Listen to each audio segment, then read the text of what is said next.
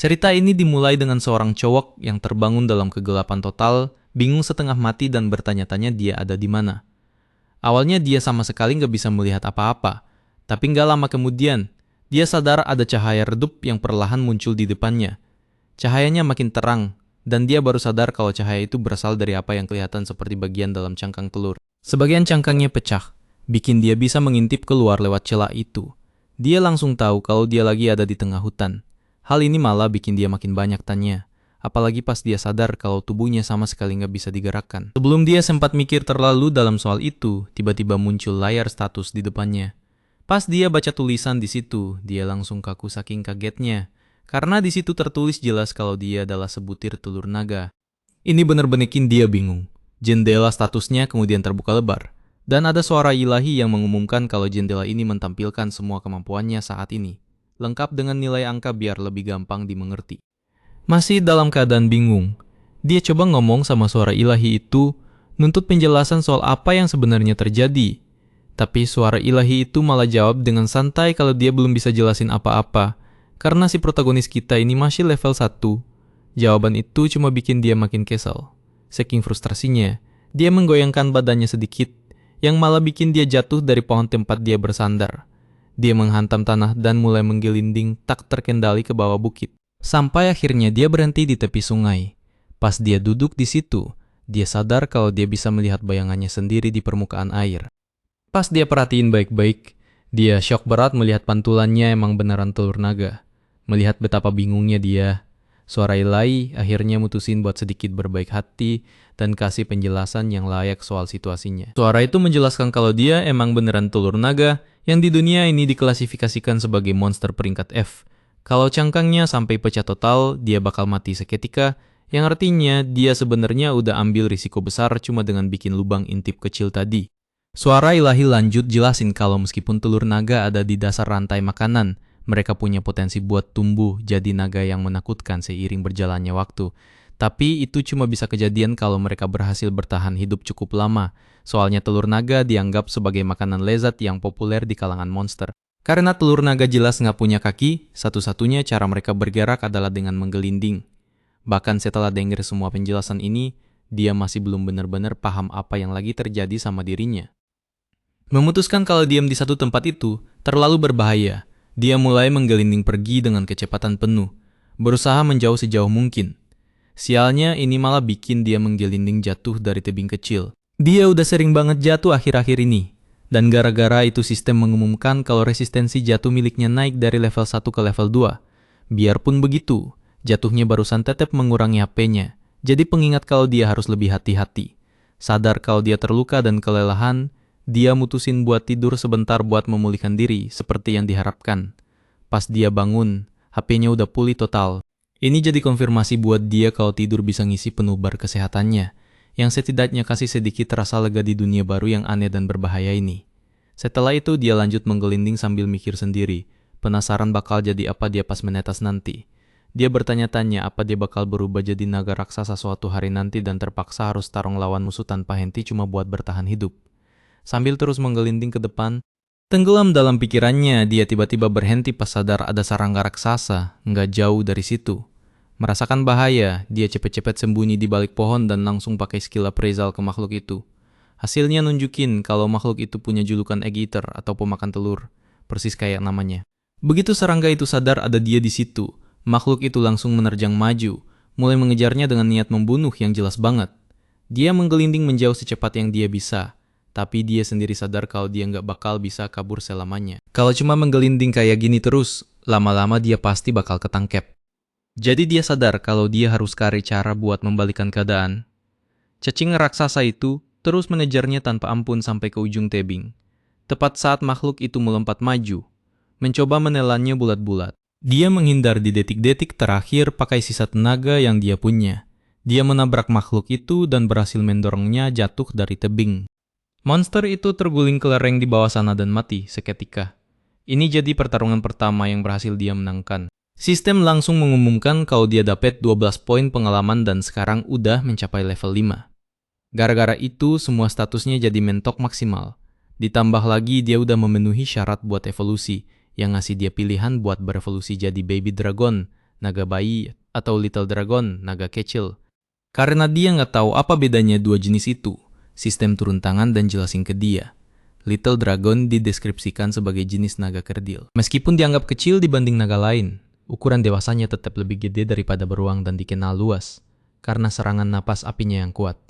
Sedangkan buat Baby Dragon, sistem jelasin kalau jenis ini nggak terlalu cocok buat bertarung karena cakar dan taringnya yang pendek. Tapi Baby Dragon punya potensi luar biasa dan nantinya bisa berevolusi jadi berbagai spesies naga yang beda-beda. Wajar aja Baby Dragon dianggap sebagai santapan berharga baik oleh monster maupun petualang, yang artinya mereka bakal terus diburu dimanapun mereka muncul. Seperti dugaan, dia milih Little Dragon karena itu jelas pilihan yang jauh lebih aman buat bertahan hidup. Tapi tepat setelah dia bikin pilihan, suara ilahi seolah merangkulnya dan bilang supaya dia jangan membatasi dirinya sendiri. Suara itu jelasin kalau dia punya harapan tinggi buat si protagonis dan dia harus selalu mengincar puncak tertinggi. Dengar ini bikin dia jadi bingung. Dia mulai bertanya-tanya apa suara ilahi ngomong gitu karena dia milih Little Dragon, cuma karena itu opsi aman daripada ambil risiko. Dia ingat gimana sistem nyebutin kalau Baby Dragon punya potensi besar dan bisa berevolusi jadi banyak bentuk. Dari situ, dia mulai curiga kalau Little Dragon mungkin gak bakal bisa berevolusi terlalu jauh atau malah mungkin gak berevolusi lagi setelah titik tertentu. Dengan pertimbangan itu, akhirnya dia mutusin buat pilih Baby Dragon karena dia nggak mau punya penyesalan apapun. Meskipun mungkin berisiko, dia nggak mau nengok ke belakang nanti dan mikir kalau dia udah salah pilih atau menahan diri karena takut. Sistem menerima keputusannya dan mengabulkan keinginannya, dan di momen berikutnya, tubuhnya mulai berubah, dia bertransformasi jadi Baby Dragon berwarna kuning, persis sesuai permintaan. Barengan sama evolusi itu, dia dapat banyak banget skill baru dan semua status lamanya meningkat drastis dibanding sebelumnya. Tapi, biarpun udah evolusi, HP dan MP-nya nggak terisi ulang setelahnya, yang artinya dia masih kelelahan dan butuh istirahat yang benar sebelum memaksakan diri lebih jauh. Hampir seketika setelah sadar hal ini, perutnya tiba-tiba bunyi kenceng banget. Tanda jelas kalau dia harus segera makan sesuatu. Dia ngelirik ke arah cacing yang dia kalahin tadi dan yang bikin dia kaget. Cacing itu malah kelihatan agak lezat buat dia. Sekarang dia sadar kalau dia mau makin kuat, dia butuh protein, dan dengan pikiran itu, insting naganya langsung mengambil alih. Tanpa ragu lagi, dia melahap cacing itu. Habis makan, dia rebahan dan ketiduran, dan pas dia bangun besok paginya, dia ngerasa bertenaga dan segar lagi. Setelah tidur nyenyak semalaman, dia jalan ke sungai buat lihat bayangannya, dan saat itulah dia benar-benar mengakui kalau dia udah bereinkarnasi ke dunia ini. Tapi yang menurut dia aneh adalah dia nggak punya ingatan apapun soal kehidupan masa lalunya. Dia nggak bisa ingat siapa dia dulunya, kehidupan macam apa yang dia jalani, atau bahkan apakah dia dulu cowok atau cewek. Tepat pas dia lagi mikirin itu, dia nengok ke belakang dan sadar ada beberapa dark worm atau cacing gelap di belakangnya. Kali ini bukannya lari, dia langsung nyerbu ke arah mereka. Pakai skill barunya, dia menghabisi gelombang pertama dalam waktu singkat. Sambil terus ngalahin makin banyak dari mereka, dia membuka skill tambahan yang bikin pertarungan jadi makin gampang dan efisien. Setelah membantai mereka semua, dia mulai ngerasa lapar lagi. Tapi dia nggak mau makan dark worm itu soalnya rasanya nggak enak banget waktu terakhir kali dia coba. Jadi dia ngelihat ada beberapa jamur di dekat situ dan mutusin buat nyoba makan itu aja. Itu ternyata ide yang buruk banget karena dia segera sadar kalau jamur-jamur itu beracun. Setelah ngerasain akibatnya, dia bertekad bulat kalau dia nggak bakal makan jamur sembarangan lagi. Setelah dapat pelajaran itu, dia masuk lebih dalam ke hutan buat cari mangsa beneran. Karena dia bener-bener nggak mau terus-terusan bertahan hidup cuma makan cacing gelap. Dia menjelajah sebentar sampai dia lihat ada serigala abu-abu di dekat situ. Dan biarpun serigala itu lebih gede dari dia tetap berhasil pakai baby breath dan pukulan naga buat ngejatuhinnya. Apinya sedikit membakar kulit serigala itu dan setelah mengendus baunya, dia sadar kalau baunya persis kayak barbeque. Penasaran, dia pakai baby breath-nya buat manggang daging itu sedikit lagi, dan pas akhirnya dia gigit ternyata rasanya enak banget. Habis itu dia ketemu serigala abu-abu lain dan ngalahinnya hampir seketika. Dan ini bikin dia naik level sampai ke level 20 dari 25. Dengan ini, dia sadar kalau dia masih butuh naik 5 level lagi sebelum akhirnya bisa evolusi lagi. Begitu serigalanya mati, dia mulai manggang dagingnya kayak sebelumnya dan perlahan sadar kalau dia mulai terbiasa hidup sebagai naga. Berburu, bertarung dan makan kayak gini udah jadi hal normal buat dia. Tapi tetap aja, biarpun dia makin kuat, cuma punya suara ilahi buat diajak ngobrol mulai kerasa sepi banget dan ngebosenin. Dia jadi berharap bisa punya sahabat sendiri di sisinya. Harapan itu terjawab jauh lebih cepat dari dugaannya. Karena nggak lama setelah itu, tiba-tiba dia dengar suara-suara dari kejauhan. Dia nggak ngerti sama sekali bahasa yang mereka pakai. Tapi biarpun gitu dia ngerasa lega pas dengar suara itu, karena dia tahu suara-suara itu milik manusia. Dia cepet-cepet sembunyi di balik pohon terdekat dan hati-hati mengintip keluar, melihat sekelompok kecil petualang yang berjalan mendekat. Awalnya dia mikir buat nampakin diri dan coba ngomong sama mereka, tapi terus dia ingat kalau dia itu naga. Gara-gara itu dia bertanya-tanya apa mereka bakal nyerang dia begitu mereka lihat dia. Tapi, dia mikir karena dia kecil, kelihatan gak berbahaya, dan agak imut. Mungkin mereka nggak bakal anggap dia sebagai ancaman. Dia bahkan kepikiran kalau mereka mungkin bakal melihara dia jadi hewan peliharaan. Dengan pikiran penuh harapan itu, dia melangkah keluar dari balik pohon dan berdiri di depan mereka, berusaha sekuat tenaga buat bertingkah imut dan nggak mengancam. Sialnya, rencananya gagal total. Para petualang itu sama sekali nggak ngelihat dia imut. Malah mereka cuma ngelihat dia sebagai mangsa dan daging berharga. Tanpa ragu, pemimpin kelompok itu menebas dadanya pakai pedang. Tepat setelah itu, orang itu pakai sihir yang bikin seluruh tubuhnya mati rasa dan mustahil buat dia gerak dengan benar. Dia mati-matian coba lari, tapi tubuhnya nggak mau ngerespon gara-gara efek mati rasa itu. Pas dia terbaring di situ, nggak berdaya. Dia ngelihat para petualang itu jalan pelan ke arahnya, jelas-jelas bersiap buat membunuhnya. Di saat itu dia sadar betapa bodohnya dia percaya kalau naga bisa berteman sama manusia. Setelah semua yang dia lalui dan semua usaha yang dia lakuin buat evolusi dan bertahan hidup, rasanya kayak semuanya bakal berakhir dengan kematian yang sia-sia dan gak berarti. Tepat pas si pemimpin ngangkat senjatanya dan siap ngasih serangan terakhir, seorang petualang cewek tiba-tiba maju dan menghentikannya. Cewek itu bilang kalau gak perlu ngebunuh naga yang sekecil, seimut, dan kelihatan polos kayak gitu. Bingung dia bertanya-tanya kenapa dia masih hidup. Setelah beberapa detik, dia mulai ngerasain sensasi hangat menyebar di tubuhnya. Pas dia dongak, dia sadar kalau petualang cewek itu lagi make sihir penyembuhan ke dia.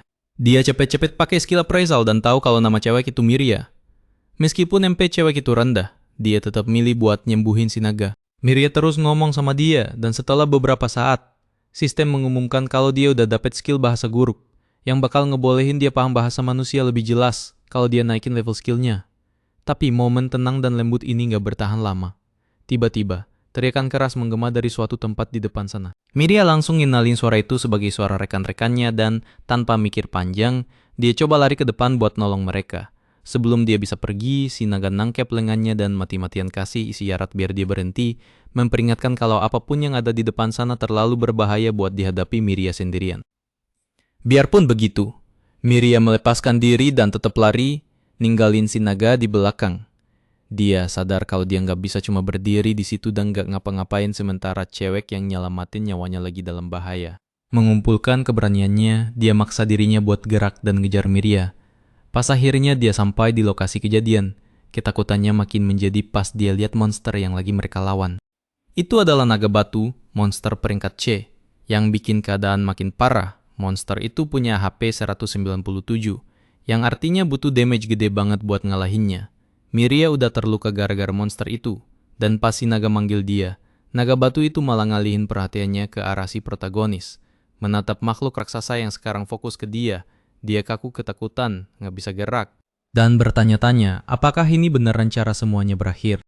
Untungnya, Drago berhasil menghindar tepat di detik-detik terakhir. Sambil bergerak, dia membating kalau dia sudah melakukan kesalahan fatal karena mengira mereka berempat bisa mengalahkan makhluk itu. Waktu masih kecil dulu, dia sama sekali nggak pernah membayangkan bakal ngalamin hal kayak gini. Pas dia nengok ke arah Miriam, dia sadar kalau sisa HP gadis itu tinggal sedikit banget. Dan yang bikin situasi makin gawat, naga kecil yang jadi lawan mereka mulai maju pelan-pelan ke arah Miriam. Drago yang panik mencoba menolongnya. Tapi tiba-tiba ada suara bergema yang menyela dan menyuruhnya kabur. Suara itu ngotot menyuruhnya pergi sekarang juga, karena mustahil buat melawan makhluk itu. Drago paham banget maksudnya. Tanpa keraguan sedikit pun, memang gak ada peluang nyata buat menang kali ini. Meskipun tahu kalau suara itu benar, dia gak bisa begitu saja ninggalin gadis itu. Akhirnya dia memutuskan buat ngelakuin apapun yang dia bisa. Dia mulai berguling cepat di tanah, menghindari serangan monster itu dengan presisi tinggi sampai-sampai dia kelihatan kayak ahli penghindar serangan. Gak lama kemudian dia sadar kalau si kakek dwarf di kelompok mereka ternyata sudah tewas. Rekan yang satunya lagi masih bernapas, Tapi dia pingsan dan pendarahan parah.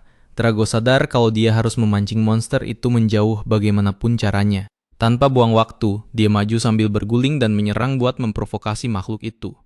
Naga musuh itu yang cuma namanya doang kecil padahal aslinya kuat banget, jadi ngamuk dan mulai mengejarnya.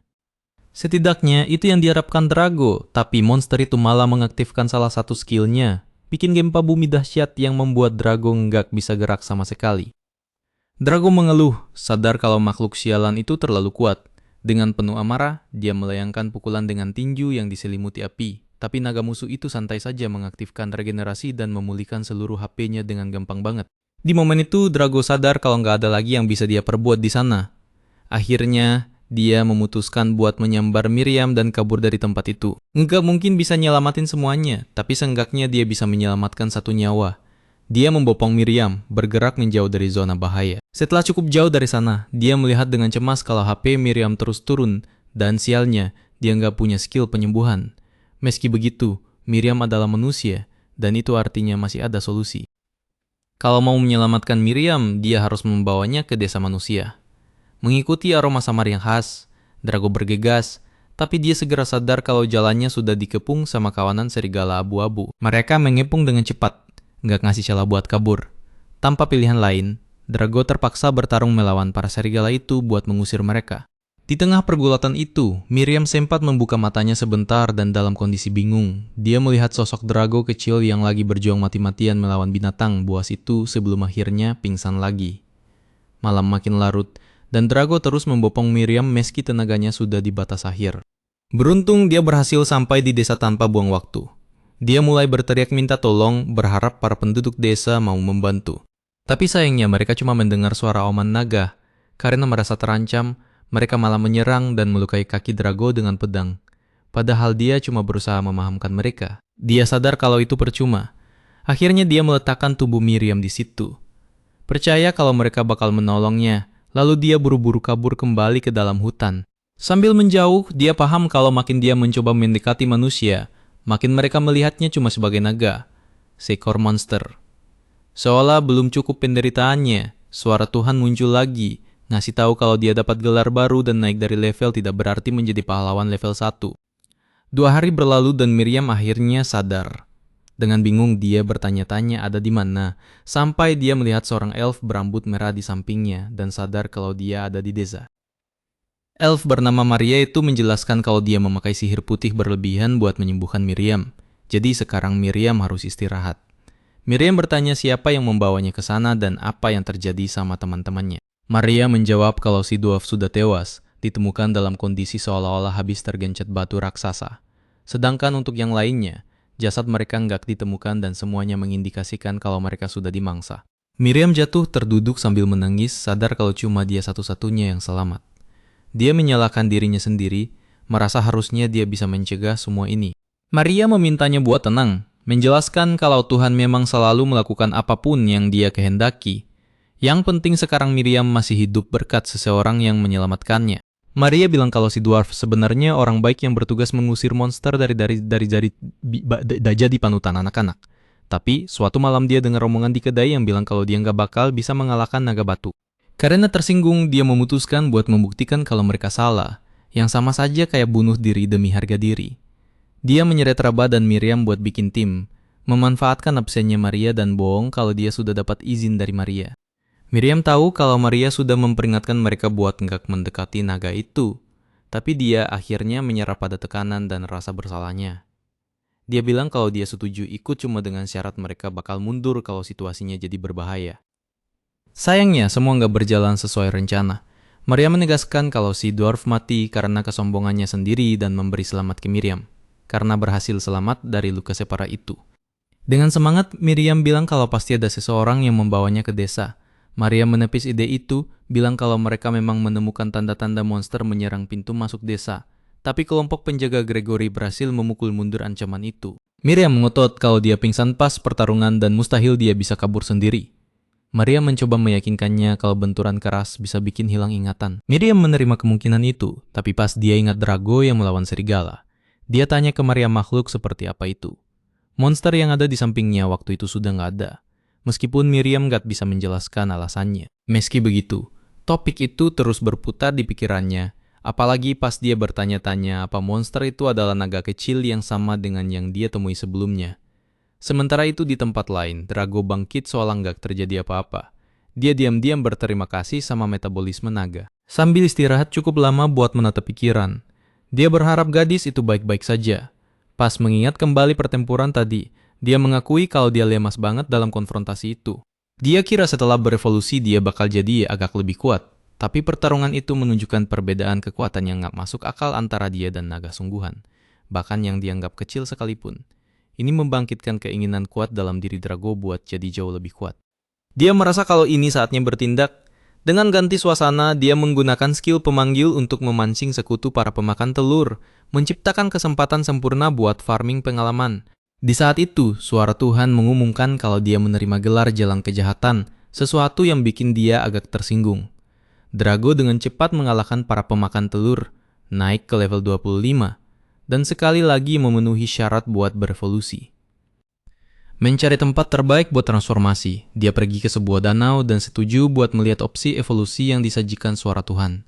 5 jalur muncul, naga bencana, naga pualam, naga malaikat kecil, dan anak naga. Suara itu menjelaskan kalau naga kecil tumbuh cepat dan lebih aman di awal tapi potensinya terbatas. Sementara anak naga menawarkan masa depan yang jauh lebih menjanjikan. Drago juga menganalisis opsi lainnya, naga kecil yang merupakan evolusi alaminya dan paling aman. Lalu ada naga pualam yang fokus pada ketahanan fisik dan mana, serta naga malaikat yang punya kemampuan penyembuhan tapi daya serangnya kecil. Sementara itu, naga bencana muda melambangkan awal dari jalur kejahatan. Meskipun masih bisa diubah. Walaupun enggan dengan ide jadi bencana, Drago malah merasa penasaran pas tahu kalau jenis naga ini cerdas banget dan bisa mengambil wujud manusia, yang memungkinkan dia menyusup di antara manusia. Masih terganggu dengan makna dari pilihan ini, dia mengakhiri bab ini dengan rasa bimbang, merenungkan jalan mana yang harus dia ambil. Dia merenungkan ide buat berubah jadi Child Plague Dragon alias naga wabah muda, tapi langsung sadar kalau itu mungkin bukan pilihan cerdas. Soalnya kemanapun dia ngelihat, kekuatan semacam itu masih bikin dia ngeri sendiri. Kekhawatiran terbesarnya tetap soal Miria, dan karena itulah apapun yang terjadi, dia ngebet banget pengen dapet skill transformasi manusia. Setelah mikir panjang lebar, si protagonis kita nyampe pada kesimpulan kalau dia bisa menguasai transformasi ini. Mungkin dia bisa ngerasain hidup yang simpel dan lurus. Ya, kalaupun semuanya berantakan, setidaknya masih ada kemungkinan buat balik lagi ke wujud asal. Dengan pemikiran itu, dia bikin keputusan nekat dan milih buat berevolusi jadi Child Plague Dragon. Tubuhnya langsung berubah saat itu juga, diiringi sama suara Tuhan yang ngumumin evolusinya dari bayi naga wabah ke tahap yang lebih tinggi, persis kayak yang dia pilih. Si protagonis ngaca di permukaan air dan ngerasa percaya dirinya mulai goyah. Dia udah gak mirip lagi sama naga kecil yang imut kayak sebelumnya. Makin dia perhatiin dirinya sendiri, penampilannya makin kelihatan suram dan nyeremin. Terus suara Tuhan ngasih tahu kalau statusnya udah naik dari level 2 ke level 3, jadi sekarang dia bisa cek detail skillnya. Level suara Tuhan sendiri juga naik dari 1 ke 2, plus dia dapet kemampuan baru buat terbang dan serbuk sisik naga. Pas denger itu, si protagonis sempet ngerasa puas sebentar. Tapi suara Tuhan lanjut jelasin kalau gigitannya udah berevolusi jadi taring beracun.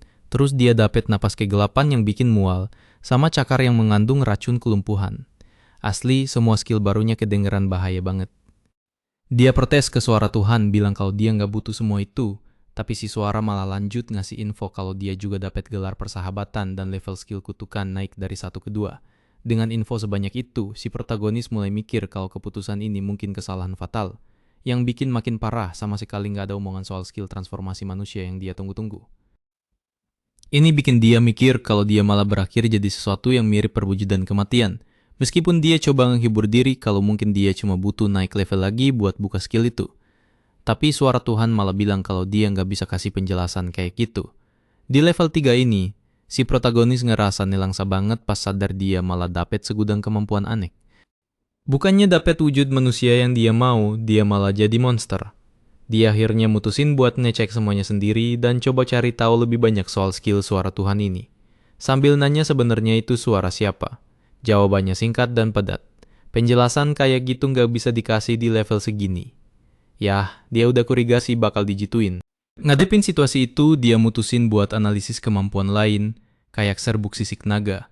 Suara Tuhan jelasin kalau pas naga ngipakin sayapnya, dia nebarin miasma yang bikin lemah segala sesuatu di sekitarnya. Di level yang lebih tinggi, kekuatan ini bahkan sanggup musnahin seluruh negara cuma dengan terbang di atasnya doang. Si protagonis coba gerakin sayapnya pelan-pelan, tapi aksi simpel itu malah ngebunuh bunga di dekatnya. Bikin dia panik setengah mati. Dia sama sekali nggak suka ide jadi senjata biologis berjalan dan ngomel kalau peringatan di awal bakal sangat membantu. Serbuk itu keluar cuma gara-gara gerakan sayapnya, sesuatu yang nggak bakal kejadian kalau dia masih manusia. Penjelasan berlanjut ke napas kegelapan yang dideskripsiin sebagai serangan yang nyebarin miasma penuh penyakit. Itu bukan cuma nyebabin penyakit parah, tapi juga nular banget dan di masa lalu bertanggung jawab atas kehancuran total sebuah peradaban.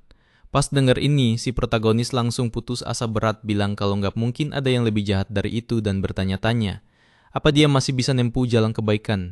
Dia terus mutusin buat analisis gelar-gelarnya karena kelihatannya itu ngaruh banget ke evolusinya. Suara Tuhan jelasin kalau pahlawan adalah gelar buat mereka yang megang nilai-nilai rendah hati dan baik, serta yang suatu hari nanti mungkin jadi pahlawan beneran. Gelar ini dikit ningkatin damage pakai senjata tertentu dan punya dampak kuat ke jalur evolusi. Si protagonis nggak nolak ide ini karena dia percaya itu mungkin bisa nyega dia jatuh ke jalan yang sesat. Selanjutnya, suara Tuhan ngejelasin gelar penjahat alias malefaktor, yang ditujuin buat penjahat kejam yang ninggalin tumpukan mayat di belakangnya. Gelar ini dikit ningkatin damage serangan kegelapan, bikin belajar sihir putih jadi lebih susah, dan nurunin tingkat pemulihan secara keseluruhan, sambil juga ngaruh banget ke evolusi. Pas denger ini, si protagonis langsung motong penjelasannya. Dia nyatain kalau ini adalah kemampuan terburuk yang pernah dia dengar seumur hidupnya. Dia mulai benar-benar yakin kalau dia udah salah pilih jalan. Karena putus asa, dia minta suara Tuhan buat balikin dia kayak dulu dan bilang kalau dia pengen balik jadi bayi naga yang polos. Nyesel banget sama keputusannya. Sementara itu, Marele dan Miria lagi ngecek semua batu pelindung yang ngejaga desa. Marele jelasin kalau batu-batu ini nyiptain pelindung yang nyegah monster masuk. Tapi sebenarnya sihir itu cuma bikin monster males masuk secara bawah sadar aja. Makhluk dengan tekad kuat atau tujuan yang jelas masih bisa nembus perlindungan itu. Miria nebak kalau ini termasuk monster yang dilihat tempo hari, tapi Marel bilang nggak ada kepastian, soalnya nggak ada yang lihat jelas. Meski begitu, Miria yakin kalau monster itu mungkin nyoba nolong, apalagi abis lihat dia ngelawan para serigala. Marella komentar kalau misal monster itu beneran masuk desa, berarti mantranya udah jebol, yang mana itu masalah serius, tapi juga nandain kalau monster itu bisa balik lagi. Karena itu, mereka mutusin buat lanjut ke mantra berikutnya dan ngecek apa semuanya aman. Setelah selesai, Miria nanya apa dia bisa belajar lebih banyak soal monster, tapi Merel sadar kalau adiknya itu jadi aneh obsesinya sama monster sejak insiden tersebut. Miria ngaku kalau dia nggak bisa ngilangin perasaan udah diselamatin sama naga kecil di hutan. Merel langsung motong omongannya, nanya apa jangan-jangan dia mulai naksir sama monster.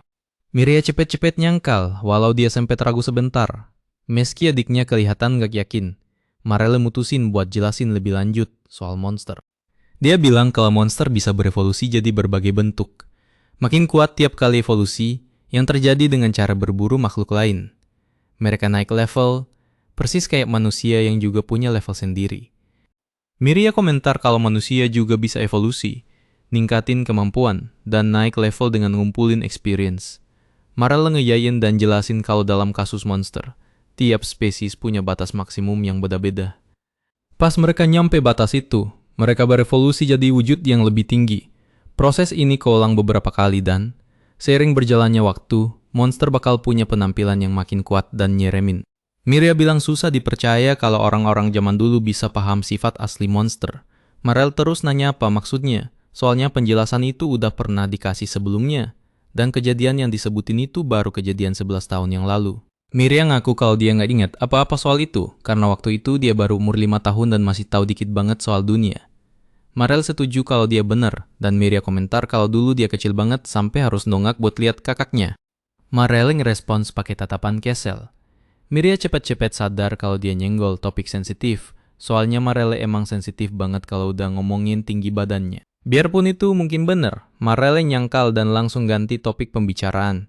Dia jelasin kalau dari waktu ke waktu muncul orang-orang spesial yang mampu dengar suara Tuhan, yang bagi-bagi info soal monster, level, dan hal-hal semacam itu, kayak yang terjadi sama pahlawan atau orang suci. Berkat orang-orang inilah pengetahuan semacam itu kesebar, bukan lewat coba-coba doang. Monster bertarung buat bertahan hidup, dapat experience, dan nyari evolusi. Dengan kata lain, mereka semua didorong buat nyari kekuatan dan jadi makin ganas. Biarpun naga itu nyelamatin nyawa Miria, kali berikutnya jalan mereka ketemu, naga itu pasti udah berevolusi jadi sesuatu yang jauh lebih bahaya dan bakal nyerang. Miria pakai taring dan cakarnya. Miria coba ngomong sesuatu, tapi berhenti di tengah jalan. Marel ngingetin dia buat ngegemangun harapan aneh-aneh soal monster. Mereka itu perwujudan dari insting bertarung, dan itu bikin mereka nggak cocok sama manusia. Miria nggak punya pilihan selain nerima kata-kata itu, mikir kalau bahkan naga kecil yang nyelamatin dia suatu hari bakal berubah seiring evolusinya. Sementara itu, si protagonis mutusin buat naik level secepat mungkin dan balik ke jalan yang udah dia pilih. Lagi pula dia niatnya jadi pahlawan, bukan raja iblis. Buat permulaan, dia mau belajar soal transformasi manusia dan pergi ke kota, karena dia pengen ketemu dia lagi. Terutama Miria.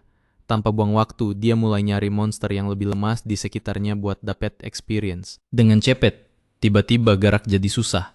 Dia sadar ada benang yang ngebelit badannya, nahan semua gerakan.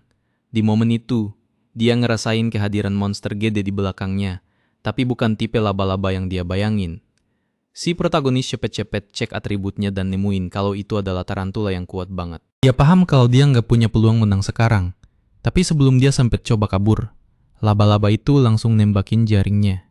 Dia pakai napas bayi naga buat bakar benang-benang itu, tapi malah berakhir ngebakar badannya sendiri dalam prosesnya. Sambil guling-guling di tanah nyoba madamin api, suara Tuhan ngumumin kalau dia dapat resistensi api.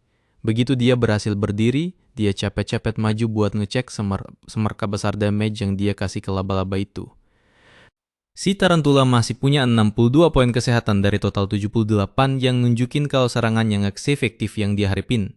Dengan sedikit pilihan yang tersisa, dia mutusin buat pakai cakarnya, ngaktifin kemampuan cakar beracun dan pelumpuh buat pertama kalinya. Setelah nyerang berkali-kali, dia mundur dan ngecek statusnya sendiri, sadar kalau sekarang dia cuma punya 42 poin kesehatan.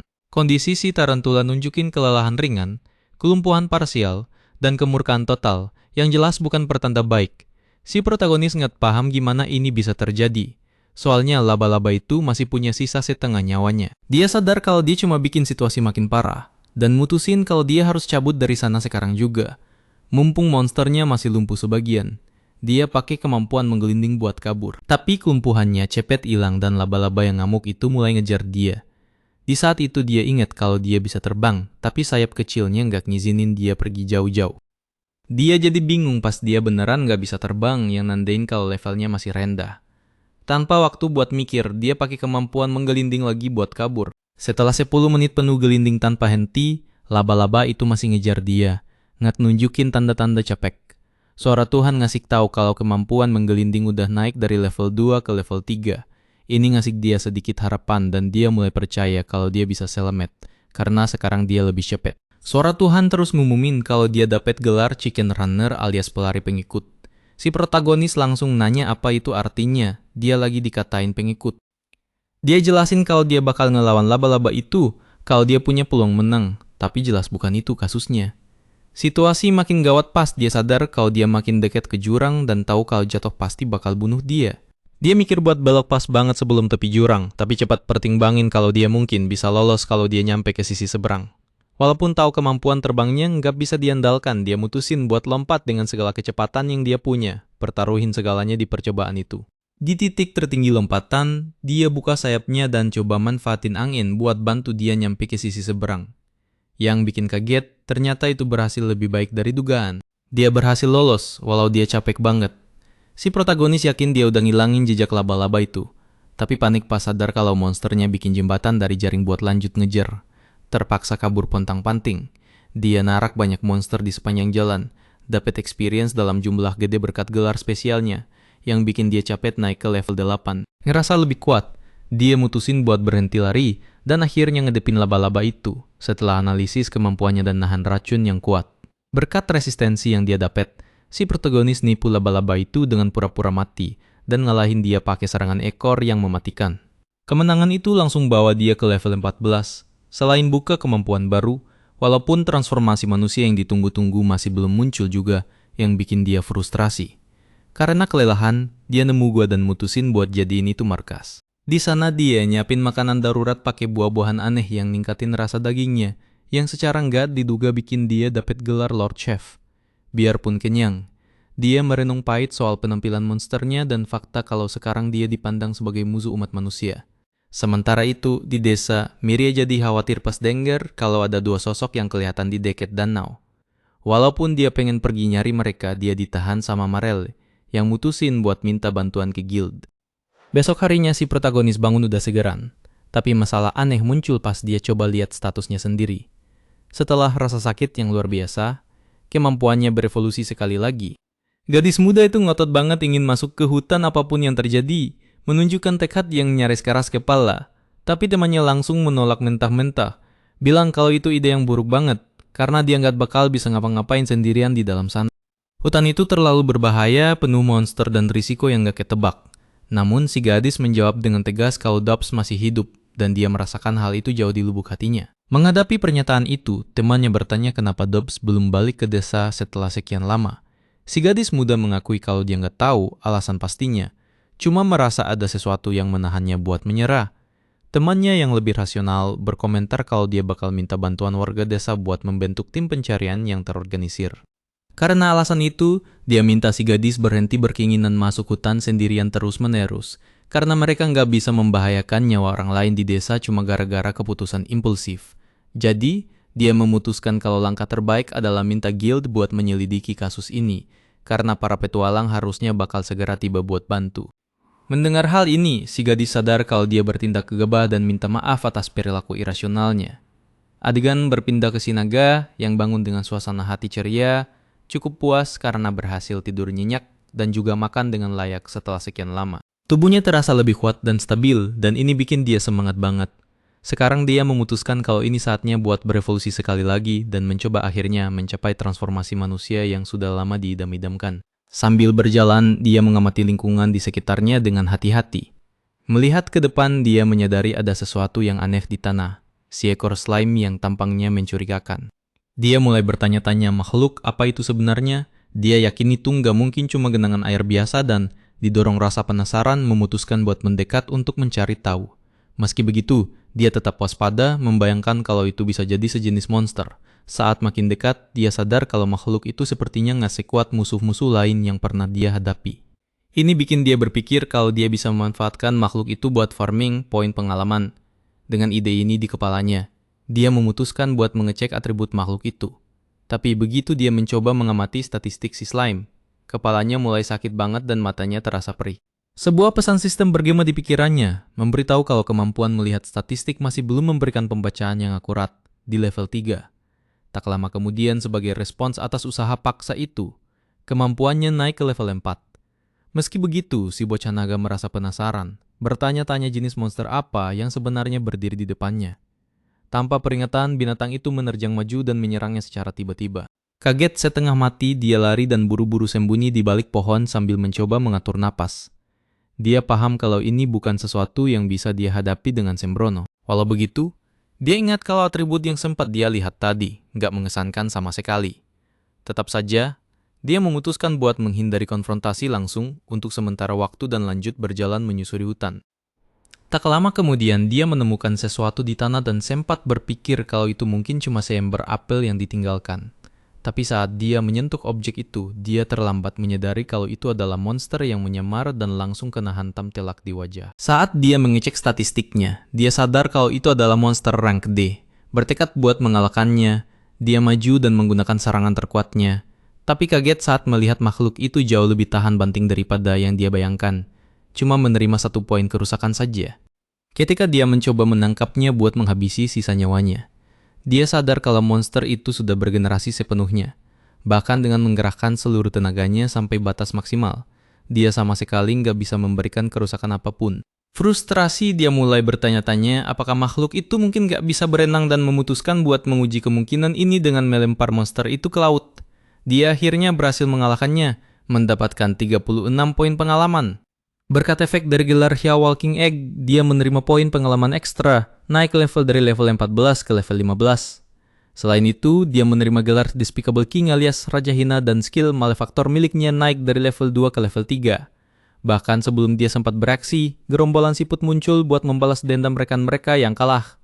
Dia sadar kalau saat jatuh ke laut, Monster tadi sempat menggunakan kemampuan buat berkomunikasi dengan yang lain. Meski begitu, tanpa rasa takut, dia memutuskan buat menyerang secara frontal.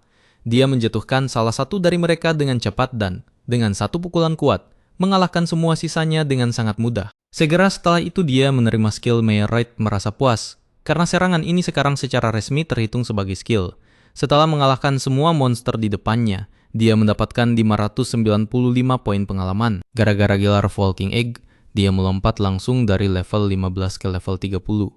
Skill terbangnya naik dari level 1 ke level 2 dan kemampuan melihat statistik naik dari level 4 ke level 5. Si naga merasa sangat puas karena berhasil menghancurkan cangkang musuh dan di saat yang sama, mendapatkan cukup daging serta berevolusi beberapa level sekaligus. Namun saat itu dia merasa agak bingung. Selain daging, dia ingin sayur-sayuran karena dia tahu itu penting banget buat diet seimbang. Meski begitu, walau sudah di level setinggi itu, dia masih belum mempelajari transformasi manusia. Masih ada 10 level lagi sampai evolusi berikutnya. Dan dia bertanya-tanya apakah benar-benar bakal butuh waktu selama itu buat dia belajar cara jadi manusia. Tiba-tiba, dia mendengar suara aneh datang dari depan. Saat dia menengok, dia pikir itu cuma burung biasa. Tapi setelah dia mati lebih dekat, dia sadar kalau dia belum pernah melihat yang seperti ini sebelumnya. Itu adalah beruang yang terbuat dari tanah liat, sesuatu yang sangat tidak biasa dan bikin penasaran. Dia mencoba menganalisis atribut monster itu, tapi tampilan statusnya menunjukkan kalau makhluk itu terlalu jauh buat pembacaan yang akurat. Saat dia bergerak mendekat, dia mengonfirmasi kecurigaannya. Itu adalah Clay Bear, monster rank D yang terbuat sepenuhnya dari tanah liat, sangat kuat dan punya kemampuan regenerasi yang hebat. Setelah analisis lebih lanjut, dia sadar kalau monster itu ada di level yang sama dengannya. Mengamatinya dengan hati-hati, dia yakin bisa mengalahkannya. Kalau berhasil, dia bakal bisa membentuk tanah liat itu dengan bebas dan membakarnya. Saat dia menyerang binatang itu, si burung bertahan dengan terampil menggunakan paku-paku tanah liat, memaksa si naga mundur setelah beberapa pukulan. Dengan mengamati bar kesehatan musuh, dia sadar kalau energinya masih tersisa banyak. Selain itu, makhluk tersebut punya kemampuan regenerasi yang sama dengan monster sebelumnya. Dia mencoba menggunakan serangan berbasis kecepatannya buat mengalahkan si beruang. Tapi bahkan saat pukulannya kena, monster itu beregenerasi lagi. Dari sini dia paham kalau dia bisa mengalahkannya jika dia terus mengurangi poin pergerakannya. Namun saat dia mencoba menyerang sekali lagi, makhluk itu memanggil badai pasir yang dahsyat. Si naga kaget bukan main, karena dia nggak menyangka monster jenis itu bakal punya kekuatan yang semengerikan itu. Di tengah badai, binatang itu akhirnya berubah bentuk, yang dia pahami sebagai semacam trik. Sekarang dia sadar kalau dia nggak bakal bisa memukulnya, dengan serangan menggelinding yang bikin strategi awalnya berantakan total. Meski begitu, dia melihat kalau MP binatang itu berkurang dengan cepat, yang berarti masih ada peluang menang. Segera setelah makhluk itu melancarkan serangan, si naga menghindar dengan cukup mudah, tetap waspada, dan melakukan serangan balik dengan presisi, merobek lengan binatang itu. Dia sadar kalau tanah liatnya jadi jauh lebih lemah saat terpisah dari tubuh utama. Memanfaatkan ini demi keuntungannya, dia membentuk tanah liat yang robek itu seolah-olah jadi bola dan menghantamnya dengan skill Meteorite, meledakkan separuh tubuh monster itu. Setelah mengalahkan makhluk itu, si naga mendapatkan 150 poin pengalaman lagi, ditambah 150 poin bonus ekstra. Dengan itu, dia naik dari level 30 ke level 33 dan membuka skill Nutcracker saat memukul binatang itu. Walaupun pertarungannya sulit banget, dia akhirnya mendapatkan tanah liat yang dia inginkan buat mendekorasi rumahnya. Setelah itu, dia berangkat mencari lebih banyak daging dan beberapa sayuran. Saat mencapai hutan, dia menemukan jamur yang sangat bergizi, tapi juga ada yang beracun, mampu menyebabkan kelumpuhan untuk jangka waktu yang lama. Karena dia nggak punya resistensi terhadap racun ini, dia memutuskan buat membuangnya. Melanjutkan pencariannya, dia ketemu tanaman karnivora, berhasil mengalahkannya, sadar kalau itu mengandung banyak nutrisi dan memutuskan buat membawanya pulang. Adegan berpindah sekali lagi ke gadis yang sama, yang akhirnya memutuskan buat pergi sendirian menyusuri hutan, mengabaikan nasihat temannya. Dia meminta maaf dalam hati kepada Marielle karena melakukan ini dan merusak kepercayaannya. Padahal dia sudah janji bakal memanggil staf guild buat membantunya. Bahkan meski tahu kemungkinan menemukan pria itu sangat kecil, dia memutuskan buat mencarinya. Lagi pula beberapa nelayan mengaku pernah melihat pria itu lewat di hutan. Dan bahkan dengan cuma 1% peluang buat menemukannya, dia memilih buat maju terus, bertekad mencoba menyelamatkan nyawa temannya. Dia paham kalau seandainya dia mencegah mereka berdua sejak awal, Mungkin gak ada dari semua ini yang bakal terjadi seperti ini. Pikiran ini membebani benaknya, membuat rasa bersalah mencoba mengambil alih. Tetap saja, dia tahu gak ada gunanya, terus menghukum diri sendiri buat sesuatu yang gak bisa diubah lagi. Menarik napas dalam-dalam, dia memutuskan buat melangkah maju. Berjalan menembus hutan lebat dengan harapan menemukan Das dalam keadaan hidup. Setiap langkah diambil dengan hati-hati. Inderanya waspada terhadap setiap gerakan aneh di sekitarnya. Saat dia lengah, dia tiba-tiba dikejutkan oleh monster yang muncul mendadak di antara pepohonan. Ketakutan, tapi bereaksi secara insting. Dia berhasil meluncurkan serangan apinya tepat waktu buat membela diri. Setelah serangan itu, jantungnya berpacu kencang dan dia sadar betapa gugupnya dia dengan situasi itu. Dia paham kalau dia perlu menenangkan diri secepatnya, karena bertindak di bawah ketegangan cuma bakal meningkatkan peluang membuat kesalahan fatal. Adegan kemudian kembali ke Sinaga, yang akhirnya bertemu monster rank D saat menjelajahi wilayah itu. Seiring berjalannya waktu, makhluk itu mulai menunjukkan perilaku yang makin agresif. Namun dia tahu kalau dia berhasil mengalahkannya, monster itu bakal berubah jadi sayuran dengan rasa yang sangat mirip daging. Informasi ini memicu rasa penasaran kulinernya, dan segera dia mulai membayangkan kalau dia bisa menyiapkan ramen yang indah menggunakan semua bahan yang sudah dia kumpulkan sejauh ini. Sambil memikirkan hal ini, dia melihat ke samping dan akhirnya menemukan sesuatu yang lebih mengejutkan lagi. Sebuah jamur rank A itu adalah item yang sangat berharga yang dikenal, karena potensinya yang sangat langka. Kalau seseorang berhasil membudidayakannya dengan sukses, bakal mungkin buat merevitalisasi seluruh negara yang ekonominya sedang merosot. Sinaga benar-benar terkesan dengan penemuan itu, karena dia bisa mendapatkan uang dalam jumlah yang gak masuk akal darinya di masa depan. Namun dia juga ingat kalau jamur ini punya sifat halusinogen yang sangat berbahaya, mampu menyebabkan sensasi euforia yang kuat. Sekitar 500 tahun yang lalu, ditemukan kalau jamur ini bisa digiling dan dicampur dengan obat perangsang, yang akhirnya menciptakan jumlah pecandu yang sangat besar dan menyebabkan masalah sosial yang serius. Sadar akan hal ini, dia memutuskan buat menyimpan jamur itu dengan hati-hati tanpa langsung menggunakannya. Bergerak maju dalam penjelajahannya, dia menemukan pohon yang syarat dengan buah matang. Tanpa ragu, dia memutuskan buat memanen semuanya, memanfaatkan kesempatan itu sebaik-baiknya dan gak menyisakan satupun. Sementara itu, di bagian lain hutan, si gadis terus mencari temannya dengan putus asa. Setelah berjalan beberapa waktu lagi, dia memutuskan bakal mengambil satu putaran lagi di area itu, dan kalau dia nggak menemukan tanda-tanda keberadaan temannya, dia berencana pulang sebelum malam tiba. Adegan kembali lagi ke sang protagonis yang akhirnya berhasil mengumpulkan semua bahan yang dibutuhkan buat memasak. Dengan hati-hati, dia menyiapkan sup yang dibuat dengan sangat baik, sampai aromanya saja sudah cukup buat bikin air liur menetes. Setelah melahap semangkuk besar sup itu, dia merasakan kepuasan mendalam dan menerima gelar Immerect Cook yang naik dari level 1 ke level 3. Meski begitu, dia sadar kalau minum langsung dari mangkuk bukanlah cara yang paling praktis atau nyaman. Berpikir tentang meningkatkan kualitas hidupnya, dia memutuskan bakal membuat tempat tidur gantung atau semacam peralatan makan yang layak, buat mempermudah waktu makan di masa depan. Adegan berpindah ke hari berikutnya, saat sekelompok orang bepergian dengan kereta kuda di sepanjang jalan utama. Mereka adalah para petualang yang dikirim guild buat menyelidiki tempat di mana pria itu menghilang. Semua orang tampak waspada dan siap menghadapi situasi tak terduga apapun yang mungkin muncul selama misi. Kemudian cerita kembali ke sang protagonis yang sedang memburu berbagai jenis serigala, terutama mengambil keuntungan dari kulit makhluk itu. Namun, saat dia kembali ke hutan tempat dia meninggalkan perbekalannya, dia dihadapkan pada situasi yang bikin kesal. Sekelompok monyet sedang melahap semua daging kering miliknya. Dia tahu kalau dia meninggalkan tempat itu, walau cuma sebentar, mereka bakal makan semuanya, tanpa sisa. Dia paham kalau dia perlu menangani ini secepat mungkin dan mulai berpikir buat membuat semacam ramuan buat mengatasi monyet-monyet itu secara efisien. Setelah lanjut berburu beberapa waktu lagi di hutan, dia akhirnya berpapasan dengan monster yang belum pernah dia lihat sebelumnya. Makhluk itu punya penampilan yang aneh dan mengintimidasi. Saat dia lengah, dia diserang secara tiba-tiba. Untungnya dia berhasil menghindar di detik-detik terakhir, menghindari pukulan langsung. Meski begitu, dia nggak lolos tanpa cedera. Dia akhirnya menerima dampak yang berat, kehilangan keseimbangan, jatuh ke tanah, dan pingsan. Binatang buas itu tetap di sana mengamati sang protagonis yang pingsan dan mengeluarkan tawa yang mengganggu, seolah-olah dia menikmati seluruh situasi itu. Saat terbangun, si naga sadar kalau dia berorientasi dengan sempurna, tanpa kebingungan mental atau kehilangan kesadaran. Hal ini mengejutkannya mengingat apa yang terjadi beberapa saat sebelumnya. CMC langsung mengecek statusnya, cuma buat ngeliat kalau dia udah kena racun dari bisa spesial yang cukup parah. Meskipun dia nggak tahu bedanya apa sama racun biasa. Masalahnya, skill status inspection miliknya masih level 3, jadi info yang didapat nggak terlalu detail dan nggak banyak yang bisa dia lakuin. Dia coba buat berdiri, tapi rasa sakitnya makin menjadi-jadi, dan baru sadar kalau dia belum pernah lihat tanaman obat penawar racun di sekitar situ. Tapi pasti ada cara buat sembuhin ini, dan dia mutusin buat nyari info soal kadal hitam tadi sebagai petunjuk.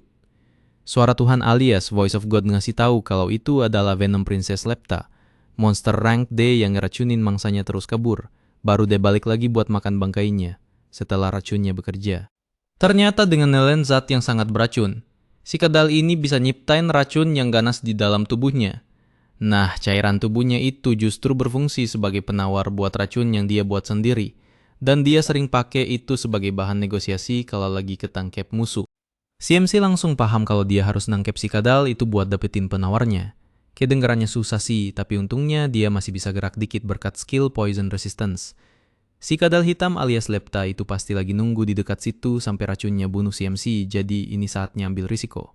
Tanpa buang waktu, CMC mulai lari menjauh karena kalau dia kehilangan jejak si kadal, semuanya bakal sia-sia. Benar aja, si putri racun itu langsung ngejar dia, dan CMC akhirnya ngeliat sosoknya. Dia langsung pakai skill roll buat ngejar balik si Lepta, tapi si kadal pintar itu juga pakai skill yang sama buat kabur. Untungnya CMC tahu kalau di depan sana ada tebing tempat dia dulu lompat pas dikejar laba-laba. Jadi rencananya dia bakal giring si Lepta ke sana buat dipojokin. Voice of God ngasih tahu kalau skill roll dia udah naik dari level 4 ke level 5. Artinya dia sekarang jauh lebih cepet dan harusnya ini jadi lebih gampang. Tapi tiba-tiba, CMC berhenti mendadak gara-gara kena hantam peluru tanah liat. Dia baru sadar kalau Lepta bisa pakai skill Klegon bahkan sambil gelinding. Ini bikin dia makin kesel, jadi dia langsung tancap gas lagi ngejar. Kali ini, dia berhasil ngehindarin semua serangannya. Dia harus ngakuin kalau si putri racun ini jago banget gelindingnya, bahkan mungkin suatu hari nanti bakal lebih jago dari dia. Tapi si MC nggak bakal ngebiarin dia lolos, jadi dia mutusin buat pakai skill Nutcracker buat nyerang. Serangan itu berhasil ngentiin si putri racun, tapi waduh si MC malah lihat dia jatuh ke jurang. Tanpa mikir panjang, dia langsung lompat nyusul karena kalau Lepta mati, dia nggak bakal dapet penawar racunnya dan bakal ikutan mati konyol. Racun di badannya makin bikin sakit pas dia lagi melayang di udara. Bikin pandangannya kabur, tapi dia berhasil nangkep Lepta dan janji bakal nyelamatin dia. Dia terus pakai baby breath buat ngedorong badannya di udara, biar mereka berdua bisa mendarat dengan selamat. Mereka selamat gara-gara aksi nekat itu, tapi CMC udah nggak tahan lagi sama rasa sakitnya dan yakin banget kalau dia bakal mati. Tapi ya udahlah, nggak ada yang bisa dia lakuin lagi sebelum akhirnya dia pingsan. Sementara itu, Miria ngebisin seharian penuh di hutan buat nyari si naga, tapi hari ini pun hasilnya nihil. Dia bingung di mana si naga itu berada, tapi lamunannya buyar pas dengar suara Mariel manggil dia. Mariel buru-buru lari, balik ke desa dan bilang kalau dia jarang lihat Miria belakangan ini. Karena khawatir, Mariel sempet mampir ke rumahnya. Tapi Miria nggak ada di sana. Miria dengan gugup jelasin kalau dia sebenarnya lagi sakit flu ringan dan cuma diam di kasur. Tapi dia keluar jalan-jalan pas udah enakan. Mariel sih gampang aja percaya sama alasan itu. Tapi dia tetap nanya dengan serius apa Miria nggak diam-diam pergi ke hutan. Miria dengan tegas nyangkal dan minta Mariel buat percaya sama dia. Akhirnya, Mariel mutusin buat nggak nanya-nanya lebih jauh lagi. Dia juga bilang kalau dapet kabar dari guild kalau ada petualang yang lagi menuju ke arah mereka. Jadi Miria nggak perlu khawatir. Mengesampingkan hal itu, Mariel minta tolong Miria buat bantuin dia. Ternyata dia mau pergi belanja sekarang. Miria langsung setuju dan diam-diam ngehela napas lega. Bersyukur banget Mariel nggak curiga lebih jauh. Setelah beberapa saat, CMC akhirnya siuman dan ngeliat si putri racun ada di sana. Sesaat dia mikir kalau si kadal cuma nungguin dia mati. Tapi dia kaget banget pas berdiri. Badannya udah nggak terasa berat lagi. Artinya racunnya udah hilang. Dia langsung paham kalau Lepta udah ngasih dia penawarnya. Jadi dia nggak ragu buat berterima kasih. Dia bilang kalau mereka udah lewatin pertarungan sangit, berdarah-darah, dan penuh keringat. Jadi mungkin itu bikin si kadal sadar kalau mereka itu senasib sepenanggungan. Lepta nggak nyangkal, dan sekarang pas CMC lihat lebih jelas, ternyata si kadal ini lumayan imut juga. Dia mutusin buat bawa Lepta balik ke guanya dan nyiapin makanan buat mereka berdua. Lepta kelihatan menikmati makanannya, dan meskipun gak bisa ngomong, dia entah gimana bisa ngasih tahu kalau makanannya enak. Si MC seneng banget karena akhirnya ada teman makan, soalnya selama ini dia selalu sendirian. Terus dia bilang kalau mereka berdua sebenarnya nggak punya nama, karena Young Plague Dragon dan Venom Princess Lepta. Itu kan cuma nama spesies doang. Lepta kayaknya juga sadar soal itu, tapi si MC ngiyakinin dia kalau mereka nggak butuh nama kok. Si Putri Racun ngegesek-gesek kepalanya ke si MC, dan dia bilang kalau kayaknya si Kadaluda mulai lengket banget sama dia. Dia sadar kalau Lepta sebenarnya adalah teman pertamanya, dan bilang kalau dia boleh tinggal di situ selama yang dia mau. Lepta bersorak seneng, tapi tiba-tiba dia ngelihat panci berisi sesuatu yang gelap dan beracun di dalamnya. Si MC jelasin kalau itu racun spesial yang dia bikin sebelumnya, dan dia sempet panik pas Lepta main makan aja itu racun. Tapi anehnya, dia nggak kenapa-napa. Dan si MC baru ingat kalau Lepta makan sesuatu yang sangat beracun. Itu justru memperkuat bisanya sendiri. Sesaat dia mikir apa rasanya enak, jadi dia mutusin buat nyicipin dikit. Tapi baru aja nyicip, dia langsung ambruk ke tanah dan ngejerit kesakitan gara-gara racunnya. Voice of God ngasih tahu kalau skill poison resistance dia naik dari level 4 ke level 5. Dia cepet pulih berkat itu, tapi tetap aja heran gimana bisa Lepta makan itu kayak camilan biasa. Besoknya mereka berdua balik ke hutan dan ngelawan beberapa Grey Wolf bareng-bareng. Lepta pakai skill Clay Gun buat serangan jarak jauh, sementara si MC ngabisin mereka pakai tinjunya. Semuanya jadi gampang banget kalau berdua. Jadi dia bilang ke Lepta kalau kerja sama mereka udah mantap banget. Mereka lanjut jalan di hutan dan Lepta banyak banget bantuin dia. Bahkan ngambilin kelapa dari atas pohon biar mereka bisa ngemil seger. Pas malamnya, si MC bangun agak kaget karena nemuin Lepta tidur nempel banget di bahunya.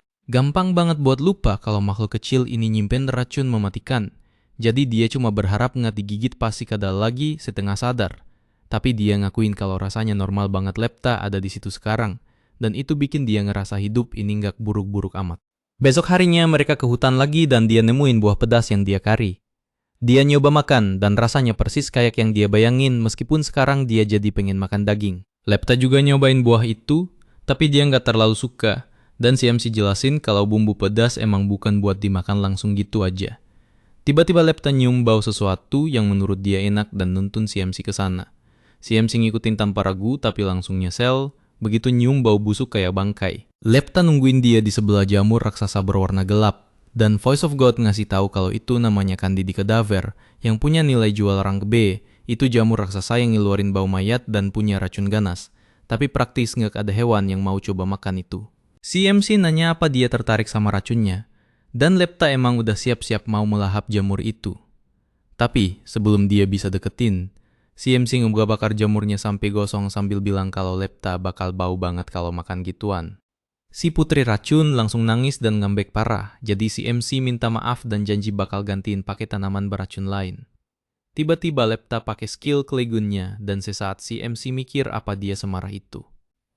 Tapi dia cepet sadar kalau Lepta sebenarnya ngebidik sesuatu yang lain, ngasih kode kalau ada musuh di dekat situ, dia nembakin Klegun tanpa ragu dan ngenain monster yang ngumpet di balik semak-semak. Monster itu tiba-tiba keluar dari persembunyiannya, dan si MC langsung kaku pas lihat makhluk berkepala dua. Satu kepala anjing yang lagi nangis, dan satu lagi anjing yang lagi marah. Dia nggak tahu tekanan apa yang dia rasain ini, tapi yang jelas ini bukan pertanda baik. Dia langsung cek statusnya dan nemuin kalau itu adalah Twin Head, dan kondisinya lagi enraged, mengamuk dan afraid, takut. Nggak cuma statusnya yang overpowered, monster ini juga punya skill yang kedengeran nyeremin kayak Gravity dan Gravidon. Si MC jujur nggak tahu bisa menang apa nggak dalam kondisi gini, tapi skill kayak Tenacious dan Marking kedengerannya dipakai buat melacak, yang artinya kabur pun bakal susah. Dia ngelirik Lepta sebentar dan kelihatannya mereka berdua mikirin hal yang sama. Tanpa ngomong sepatah kata pun, Lepta pakai skill roll-nya buat nerobos monster itu, dan si MC nyerang buat ngalihin perhatiannya. Rencananya, si Putri Racun bakal manfaatin celah itu buat nyerang pakai racunnya, dan sisanya tinggal main tunggu-tungguan sampai racunnya bekerja. Rencananya kedengeran sempurna, tapi pas si MC coba nonjok salah satu kepala monster itu, kepala yang satunya coba ngegigit dia. Dia buru-buru mundur sadar kalau ini nggak bakal segampang itu. Ternyata si anjing yang nangis tiba-tiba ngerapalin mantra ke dia, bikin dia nggak bisa gerak sama sekali. Badannya kerasa berat banget, ngasih tahu kalau monster itu lagi pakai skill Gravity. Si anjing pemarah lihat kesempatan buat nyerang pas dia nggak bisa gerak, tapi Lepta pakai Klegun buat nembak si anjing nangis. Itu bikin skill gravitasinya hilang seketika. Jadi si MC nggak ragu buat lompat dan nyerang mereka pakai baby breath. Monster itu ngejerit kesakitan kena api, tapi dia langsung pakai skill recovery buat nyembuhin lukanya. Si MC jadi frustrasi, mikir apa semua makhluk di hutan ini punya skill penyembuhan atau gimana sih? Biarpun gitu, setidaknya dia belajar sesuatu. Muka yang marah itu serangan fisik, dan muka yang nangis itu pakai sihir. Si anjing nangis nyiapin mantra lagi dan kelihatannya lebih bahaya dari yang sebelumnya. Jadi si MC asumsi itu pasti Gravidon. Dia nggak tahu persis itu apa, tapi dia jelas nggak boleh ngebiarin musuh pakai jurus kayak gitu. Makanya dia langsung lari nerjang ke arah monster itu, ngerelain bahunya digigit sama si anjing pemarah. Terus dia manfaatin kesempatan itu buat pakai Dragon Punch ke muka yang nangis. Dan di saat itulah Lepta ngelakuin bagiannya dengan ngegigit monster itu buat ngeracuninnya. Lepta cepet-cepet balik ke si MC, dan si anjing nangis pakai sihir recovery buat nyoba nyelamatin diri. Tapi racunnya ganas banget. Dan si MC tahu nggak ada skill penyembuhan yang bisa nyelamatin itu, karena dia sendiri udah pernah ngalaminnya. Jadi dia tahu banget rasanya. Monster itu ngejerit seiring HP-nya turun drastis dalam hitungan detik. Tapi si anjing pemarah ngamuk dan tiba-tiba ngegigit putus kepala si anjing nangis buat nyetop penyebaran racunnya. Si MC dan Lepta sama-sama kaget setengah mati lihat itu. Dan dia bersumpah nggak bakal mau berevolusi jadi naga kepala dua atau semacamnya. Dia pikir monster itu nggak bisa pakai sihir lagi, jadi dia mutusin buat cek statusnya langsung. Status Twin Head nunjukin kalau dia lagi ngamuk, tapi ada skill beda sekarang namanya Sacrifice. Tepat saat itu, kepala anjing nangis yang udah putus itu lompat ke arah mereka, dan si MC sadar kalau dia mau ngajak mereka mati bareng. Lepta nyaris banget ngehindarin serangan pertama, jadi si MC langsung teriak nyuruh dia lari. Lepta pakai skill roll buat kabur ke yang disuruh, tapi kepala anjing nangis itu langsung ngejar dia, ngilang ke dalam hutan.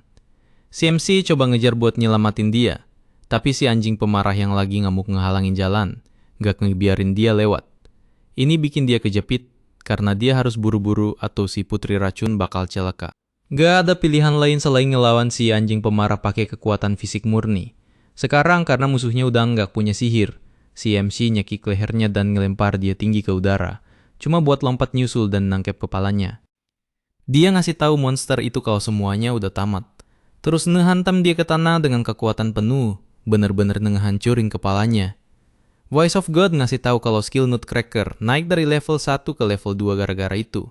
Si MC lega musuh yang ini udah beres, tapi dia tahu ini belum kelar, karena si anjing nangis entah gimana masih hidup, dan dia harus nemuin putri racun tanpa buang waktu lagi. Dia pakai skill roll buat nerobos masuk hutan, berharap Lepta baik-baik aja. Emang baru beberapa hari mereka ketemu, tapi mereka udah ngelakuin banyak hal bareng, jadi dia nggak bisa ngebiarin Lepta mati. Si MC ingat semua momen yang dia lewatin bareng si putri racun sampai sekarang dan sadar kalau dia itu satu-satunya teman yang dia punya di dunia ini. Itulah kenapa dia cuma pengen Lepta selamat, bahkan dia mikir kalau dia nggak butuh skill human transformation sekalipun. Tapi sebagai gantinya, dia berharap dewa dunia ini ngebiarin Lepta selamat. Si MC tiba-tiba berhenti pas lihat bercak darah segar di tanah. Dan itu aja udah bikin dia panik. Dia mulai teriak-teriak manggil si putri racun. Mohon biar dia nyaut dimanapun dia berada. Setelah beberapa saat, dia dengar suara cicitan lemah dan si putri racun keluar dari semak-semak. Luka parah dan berdarah-darah. Si MC kaku lihat kondisinya. Dan begitu Lepta keluar, kepala si anjing nangis lompat ke arahnya. Nyoba buat ngabisin dia. Tanpa ragu sedikit pun, si MC lompat tinggi ke udara buat nyegat monster itu dan langsung nonjok si anjing nangis. Setelah ngegencet kepala nangis itu ke tanah, si MC nggak berhenti nonjokin dia berkali-kali. Bener-bener ngamuk, dia ngelayangin pukulan demi pukulan tanpa henti sedetik pun, bikin muka nangis itu jadi bubur pakai tangan kosong dalam sekejap. Begitu selesai, si MC balik dan dengan lembut ngambil si putri racun ke tangannya, bilang kalau semuanya udah oke sekarang dan dia seneng banget Lepta masih hidup. Dia akhirnya ambruk dan mulai nangis lega. Lepta pun nyoba ngejilatin air mata di wajah si MC. Voice of God kemudian ngasih tahu soal progresnya. Bilang kalau dia dapat 234 poin pengalaman dan karena efek gelar Walking Egg, dia dapat tambahan 234 poin pengalaman lagi.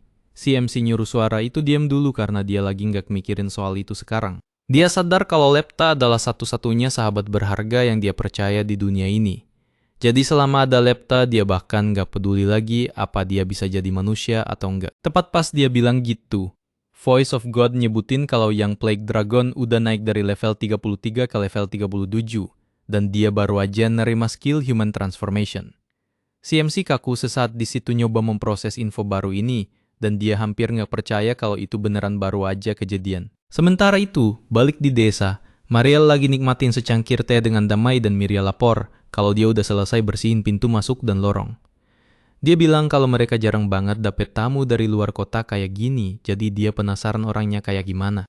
Miria ngeliat buku tua di sebelah Mariel di atas meja, dan Mariel bilang itu buku soal monster yang dia ambil dari perpustakaan cuma karena dia pikir Miria mungkin bakal suka.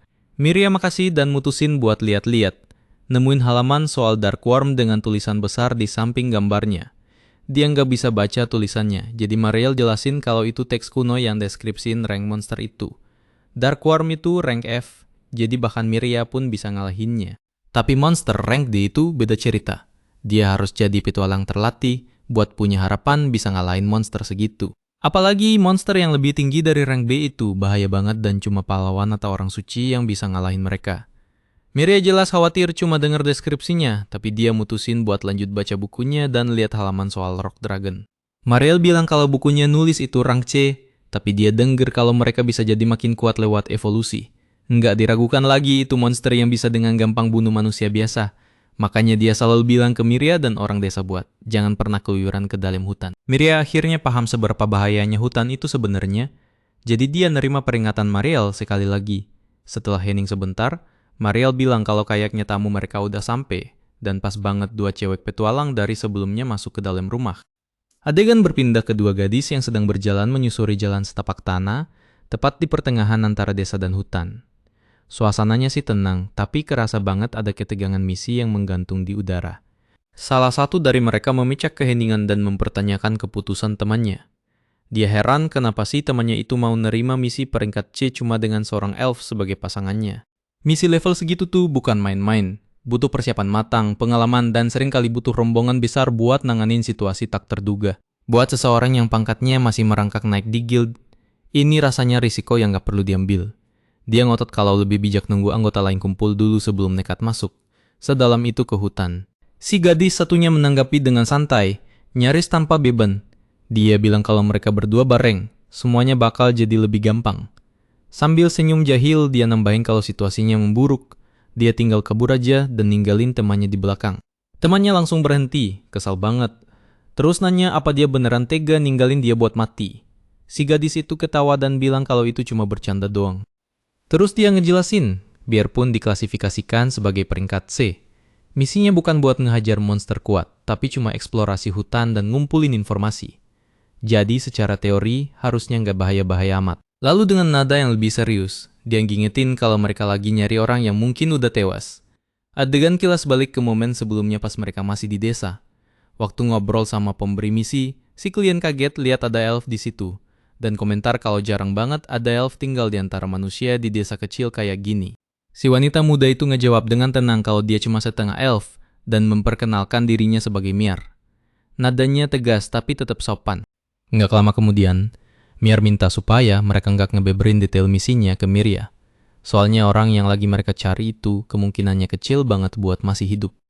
Orang itu dulunya bagian dari kelompok Miria dan mereka pernah bareng melawan naga batu dalam pertarungan yang alot. Sejak saat itu, Miria terus nyalahin dirinya sendiri atas nasib Doz. Merasa kalau dia harusnya bisa ngelakuin sesuatu yang beda. Miar curiga kalau karena didorong rasa bersalah, Miria mungkin nekat pergi sendirian ke hutan buat nyari dia, yang jelas bahaya banget. Makanya dia pengen mengungkap kebenarannya sebelum tragedi baru kejadian. Adegan beralih ke si naga yang setelah usaha keras, akhirnya berhasil ngeracik obat manjur biar temannya, si kedal hitam, bisa pulih total. Puas sama hasilnya, dia mutusin buat keluar gua sebentar buat ngecek status atributnya. Setelah naik level, dia sadar harus ngejauh dikit. Soalnya kalau dia nyoba skill transformasi manusianya di depan si kadal hitam, bisa-bisa temannya itu nyerang dia karena insting. Lagian dia juga malas balik ke desa dan ketemu Miria lagi, takut ribet. Sambil ngaca di permukaan danau yang tenang, dia mulai ngehalu bakal kayak gimana wujud manusianya. Kalau dia beneran jadi manusia, apa yang bakal dia lakuin? Dia nggak mau ninggalin si kadal hitam, tapi harus diakui, hidup di desa manusia itu godaan yang menarik. Mungkin dia bisa gonta-ganti antara gua dan desa setiap 3 hari sekali. Bayangan bisa dapet kepercayaan manusia bikin dia semangat sampai jantungnya deg-degan. Dengan penuh antisipasi, dia aktifin deh transformasinya. Tapi hasilnya jauh banget dari apa yang dia bayangin. Pas dia ngaca lagi, dia kecewa berat. Dia malah ngerasa dirinya lebih jelek daripada sebelumnya. Dia jadi kesel sama sistemnya karena wujud manusianya nggak sesuai sama imajinasinya. Yang bikin makin parah pas ngecek atribut, dia sadar kalau serangan dan pertahanannya malah turun, jadi setengahnya. Transformasi ini emang ngasih keuntungan sosial, tapi bikin kekuatan tempurnya loyo. Frustrasi dan kesel, dia batalin transformasinya dan dia merenung sedih. Narasi balik sebentar kedua gadis yang sekarang lagi jalan nembus hutan lebat. Lingkungannya terlalu sunyi, yang bikin mereka jadi makin waspada. Di depan sana, mereka nemuin mulut gua. Di dekat pintu masuk ada patung-patung yang keren banget. Satu bentuknya naga, satunya lagi kayak sosok manusia. Si setengah elf ngamatin dengan teliti dan nyimpulin kalau itu cuma bisa dibuat pakai sihir tingkat tinggi. Pemandangan di sekitarnya bikin merinding. Potongan daging berserakan di tanah, ngasih kode kalau ada predator gede yang tinggal di situ. Biarpun gitu, mereka mutusin buat masuk dengan hati-hati. Di luar dugaan, bagian dalam guanya terang dan rapi banget. Sama sekali nggak kayak sarang monster buas yang biasanya berantakan. Mereka bahkan nemu pot isi buah-buahan yang masih segar, nunjukin kebiasaan yang nggak lazim. Tiba-tiba mereka papasan sama seekor kadal hitam. Makhluk itu kaget dan cepet-cepet ngumpet di kegelapan. Ketegangan langsung memuncak. Si gadis mutusin kalau mereka harus segera cabut keluar. Si naga ngeliatin mereka berdua masuk ke rumahnya. Dia mikir apa mereka manusia, soalnya yang satu kelihatannya cuma setengah manusia. Dia ngebayangin pasti mereka kagum sama kerapian guanya. Tapi dia tahu, kalau dia muncul dalam wujud naga, dia cuma bakal dianggap monster. Dia mutusin buat pakai transformasi manusia sekali lagi pas muncul di depan mereka. Dia nyoba ngenalin diri dengan cara damai. Sayangnya gadis-gadis itu kaget banget sama kemunculannya yang tiba-tiba. Secara insting mereka nyerang dan kabur dari gua secepat mungkin sampai jarak aman. Mereka diskusi apa perlu balik ke desa dan laporin apa yang mereka lihat. Mereka syok berat pas tahu ada naga yang tinggal di hutan itu. Si gadis mutusin mending jangan nyebarin info ini sekarang. Mereka bakal lapor ke guild biar tim yang lebih gede bisa investigasi dengan aman. Dia nanya apa mereka harus keluar hutan dan manggil kelompok biasa mereka. Temannya setuju bilang kalau mereka bakal ngehubungin yang lain secepatnya. Besoknya, si naga bangun dengan lesu, nganggep kejadian kemarin itu bencana total. Pas balik ke gua, dia minta tolong sama si kadal hitam.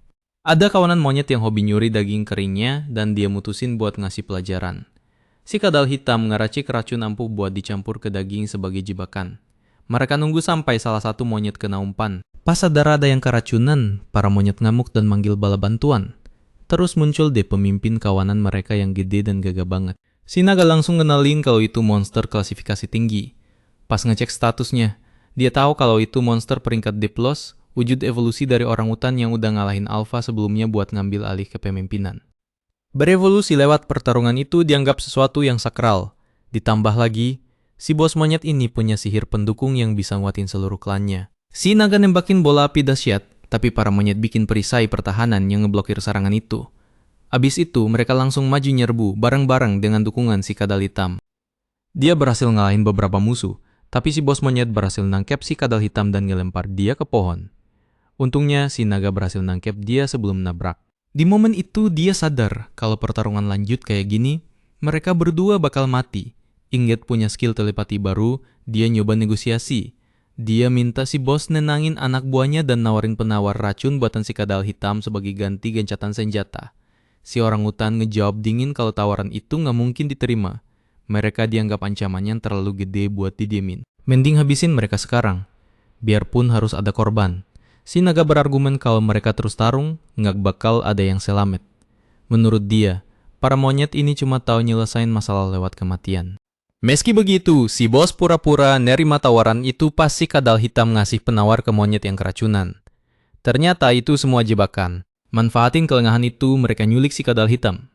Tujuan asli si bos adalah maksa duel langsung, konfrontasi 1 lawan 1.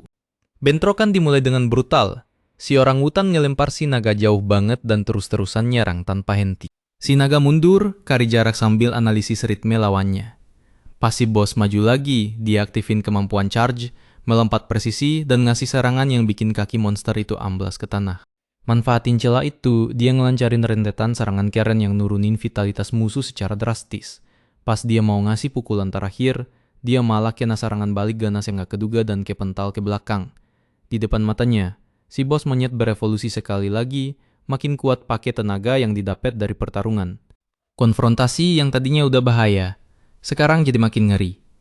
Di tengah jual beli pukulan yang intens dan brutal, si naga mulai kehilangan keunggulan yang tadi dia dapat. Gerakannya udah gak kasih akurat tadi dan rasa capek mulai ngebebanin setiap ototnya. Di satu momen lengah, si bos monyet manfaatin celah dan nyerangkan tinju telak ke perutnya. Dampaknya fatal banget, bikin napasnya sesak dan rasa sakit nyebar ke seluruh badan. Biarpun gitu, walau ngerasa tenaganya udah di batas, dia maju lagi, tekadnya bulat nggak mau mundur. Si orangutan yang sama-sama luka juga nolak buat nyerah. Keduanya mulai saling tukar tinju bertubi-tubi. Tiap benturan bergema di hutan kayak suara kayu yang pecah. Tanah di bawah kaki mereka retak. Pohon-pohon sekitar gemetar dan monyet-monyet lain nonton dalam diam yang tegang. Udah gak ada lagi strategi cantik, cuma sisa kekuatan kasar, ketahanan, dan tekad. Pertarungan nyampe di titik kritis. Dua-duanya udah kelelahan, nyaris gak sanggup berdiri. Napas mereka berat, badan penuh luka. Dari pertarungan ini, jelas banget siapa yang bisa mendaratkan satu pukulan telak berikutnya. Dialah yang bakal menang. Nggak bakal ada kesempatan kedua. Ngumpulin sisa-sisa tenaganya, si naga memusatkan semua yang dia punya jadi satu gerakan tunggal. Dengan raungan parau, dia maju dan ngasih satu pukulan terakhir yang presisi, ngehajar si bos monyet tepat sasaran. Dampaknya cukup buat ngerobohin dia. Tubuh gede si orangutan ambruk ke tanah dengan keras, nerbangin debu dan daun kering. Selama sesaat, si naga yakin dia udah menang. Pas banget saat itu, notifikasi sistem muncul di depannya. Kemampuan Dragon Strike-nya berevolusi dari level 2 ke level 3. Info itu kedip-kedip di depan matanya, konfirmasi pertumbuhan hasil dari pertarungan. Tapi belum sempat dia proses pencapaian itu, si bos monyet yang gerak cuma pakai insting dan tekad murni, bangkit lagi dalam satu usaha putus asa terakhir. Dengan sisa energinya, si orangutan nyerangkan pukulan telak ke wajah si naga. Benturan itu bikin pandangannya muter, dunia di sekelilingnya jadi distorsi. Keseimbangannya hilang total, nggak ada tenaga lagi buat lanjut. Keduanya ambruk hampir barengan, dikalahin sama batas kemampuan mereka sendiri. Bahkan pas pingsan, sistem tetap jalan terus. Notifikasi baru muncul, konfirmasi kalau dia dapat poin pengalaman yang cukup buat naik dari level 37 ke level 39. Meski kondisinya kritis dan capek luar biasa, pertarungan ini bawa hasil yang signifikan. Konfrontasi ini nggak cuma nguatin badannya, tapi juga naikin kemampuan dia ke level baru. Hutan perlahan kembali sunyi, ditandai sama bekas-bekas pertarungan tadi. Begitu kesadarannya pulih, si naga mendapati dirinya sudah kembali ke dalam gua, berdiri tepat di hadapan si Black Lizard. Ingatan soal pertarungan sengit melawan Raja Kera masih terasa segar di kepalanya, tapi dia segera sadar kalau para monster di sekelilingnya sama sekali tidak menunjukkan rasa permusuhan. Karena sudah berhasil mengalahkan pemimpin sebelumnya, sekarang dialah bos baru dari kawanan ini. Iseng mengetes otoritasnya, dia memberikan perintah-perintah simpel dan mengajarkan teknik gerakan bertarung yang ternyata langsung dikuasai oleh para bawahan itu, membuktikan kalau mereka bukan cuma patuh, tapi juga punya bakat terpendam. Dengan gelar barunya yang sudah resmi, berburu secara membabi buta bukan lagi prioritas utama. Stok daging sudah aman, jadi dia memutuskan untuk memanfaatkan antusiasme para makhluk itu dengan mengajari mereka cara mengolah makanan, mulai dari membagi tugas memotong, membumbui sampai memarinasi. Biarpun tingkah kawanan ini agak aneh, keuntungannya jelas banget. Sekarang dia bisa bagi-bagi tugas. Pertumbuhan kelompok ini memunculkan kebutuhan mendesak lainnya, tempat penyimpanan. Dia memutuskan untuk membuat pot dan wadah, dan siapa sangka, ternyata banyak monster yang punya keterampilan tangan yang luar biasa luwes. Setelah memberikan contoh, dia mendelegasikan pembuatan keramik, menggunakan tanah liat khusus yang didapat dari clay beer, yang daya tahannya memang jempolan. Ada satu monster kekar yang coba ikutan bantu, tapi tangannya terlalu kaku buat pekerjaan halus begitu. Karena bahannya terbukti sukses, dia memperluas rencananya dan memerintahkan perluasan gua, menyulap tempat itu menjadi markas terstruktur di bawah komando kawanan. Seiring berjalannya pembangunan, absennya Hagen dan rekan parti lainnya mulai bikin dia cemas. Ingatan tentang naga yang bermutasi karena zat misterius makin memperkuat kecurigaan kalau ada sesuatu yang gawat sedang terjadi di hutan ini. Dia memperingatkan asal tahu saja, investigasi gua ini mungkin cuma permulaan dari masalah yang jauh lebih besar. Waktu istirahatnya tidak berlangsung lama. Di luar urusan kekuatan pribadi, prioritas utamanya sekarang adalah pembangunan markas. Dia memanfaatkan waktu jalan-jalannya di hutan untuk mengumpulkan segala jenis tanaman dan material yang bisa memperkuat struktur gua. Membuat eksplorasi ini terasa hampir seperti terapi relaksasi. Si Black Lizard dan sisa kawanan mengikuti dalam barisan, tapi tiba-tiba atmosfer di sekitar berubah total. Kelompok itu tampak euforia, dikuasai oleh kegembiraan aneh, yang nyaris menyerupai kegilaan. Adegan kemudian berpindah ke sosok Miria di tengah hutan, yang sedang berjalan terburu-buru membelah pepohonan dan vegetasi lebat. Wajahnya memancarkan kekhawatiran sekaligus tekad kuat. Dia sedang mencari temannya, Hagen, dan setelah menunggu kabar yang tak kunjung datang, dia memutuskan kalau dia tidak bisa cuma duduk diam lagi. Dia memilih untuk pergi sendirian. Sebelum berangkat, dia berpamitan pada teman-temannya dan menegaskan kalau dia harus melakukan ini demi menemukan Hagen supaya hatinya bisa tenang. Meskipun takut, dia tahu dia harus terus maju. Dia menarik napas dalam-dalam, membetulkan barang bawaannya, lalu melangkah masuk ke dalam hutan rimbun, menghilang di antara pepohonan. Adegan kemudian kembali ke si naga di hutan yang sedang berjalan di samping pendamping setianya, si Kadal. Dia tetap waspada, mengamati sekeliling sementara sekutunya juga ikut berjaga-jaga. Sekilas suasananya tampak tenang, tapi ada ketegangan yang menggantung di udara. Si naga menjaga langkahnya tetap stabil seolah bisa merasakan kalau sesuatu bakal terjadi, sambil terus menjelajahi hutan bersama sekutunya. Sambil berjalan, dia teringat kalau dia cuma kurang satu level lagi untuk berevolusi. Hal itu bikin tujuan hari ini jadi sangat jelas. Kumpulkan experience sebanyak mungkin, cari material buat memperkuat markas, dan amati tanaman di sepanjang jalan. Siapa tahu ada yang berguna nantinya. Jauh di lubuk hati, menjelajahi hutan ini sudah hampir jadi hobi buat dia. Dia mengomentari hal ini ke si Black Lizard. Mencoba terdengar santai, tapi tak lama kemudian dia sadar ada yang tidak beres. Kelompoknya terlihat terlalu bersemangat. Mereka semua sedang menjajal senjata baru, tertawa keras-keras, kegirangan karena kekuatan serangan mereka meningkat pesat. Energinya tinggi banget, bahkan bisa dibilang berlebihan. Dia meminta si Kadal untuk segera memberitahunya kalau menemukan mangsa yang menarik. Meski begitu, dia merasakan ketidaknyamanan yang terus mengganjal karena tidak bisa bicara bahasa mereka dengan benar. Hambatan komunikasi ini membuatnya frustrasi lebih dari yang seharusnya.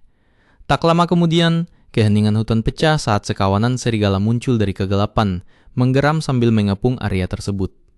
Si naga bersiap menyerang, mengatur kuda-kuda dan memusatkan energi, siap menghabisi makhluk-makhluk itu sebelum mereka mendekat. Tapi belum sempat dia bertindak, para monyet bergerak duluan. Dengan tekad bulat dan koordinasi apik, mereka menyerbu binatang buas itu dengan gerakan cepat dan presisi. Konfrontasi itu tidak berlangsung lama. Berkat kerja sama tim, para monyet menang tanpa kesulitan berarti. Si naga memperhatikan, menganalisis setiap gerakan, dan sadar kalau sekutu-sekutunya ini makin efisien dalam pertempuran. Merasa puas, dia memutuskan tidak perlu berlama-lama di sana. Dia memilih untuk lanjut jalan bareng si Kadal, masuk makin dalam ke hutan. Adegan kemudian beralih ke Miria. Dia berjalan di antara pepohonan, lelah dan bingung. Pemandangannya terlihat sama di segala arah. Bikin susah buat menjaga orientasi arah. Dia tersesat. Saat mencoba mencari arah, dia melihat sosok Hagen berdiri beberapa meter di depan. Jantungnya berdegup lega. Dia memanggil nama Hagen, berharap temannya itu bakal menoleh. Tapi laki-laki itu tidak merespons. Dia terus berjalan dengan langkah pelan seolah tidak mendengar apa-apa. Tingkah laku aneh itu mengubah rasa lega Miria menjadi kecemasan. Sebelum dia sempat menyusulnya, suara lolongan menggema di seluruh hutan. Suara itu datang dari berbagai arah, dan saat dia sadar, semuanya sudah terlambat. Serigala-serigala bermunculan di antara pepohonan, makin mendekat. Miria berputar mencari jalan keluar, tapi dia sudah terkepung. Adegan kembali ke si naga dan Kadal, yang terus berjalan penuh perhatian menyusuri hutan, tidak sadar apa yang sedang terjadi tak jauh dari sana dan bahaya yang makin mendekat. Si Black Lizard menghabiskan sepanjang hari dengan tingkah yang beda. Gerakannya lebih kaku, tatapannya kosong, dan dia menghindari berada terlalu dekat. Dia merasa terganggu karena si naga menghabiskan hampir seluruh waktunya bareng para monyet, memberi perintah dan mengawasi aktivitas kelompok, sampai nyaris tidak memperhatikannya. Itu bikin dia ngambek, biarpun dia berusaha menyembunyikannya dengan tetap pasang tampang tegar. Si naga yang sibuk dengan tanggung jawab barunya butuh waktu buat sadar. Saat dia menyadari jarak di antara mereka, dia memutuskan untuk mendekat dan minta maaf dengan tulus. Dia menjelaskan kalau sekarang dia adalah pemimpin kelompok dan harus memikirkan keselamatan semua orang, mengatur strategi dan memastikan tidak ada yang terluka. Gara-gara itu, dia jadi sibuk hampir setiap saat. Meski begitu, dia menegaskan kalau si Black Lizard tetaplah sosok yang penting.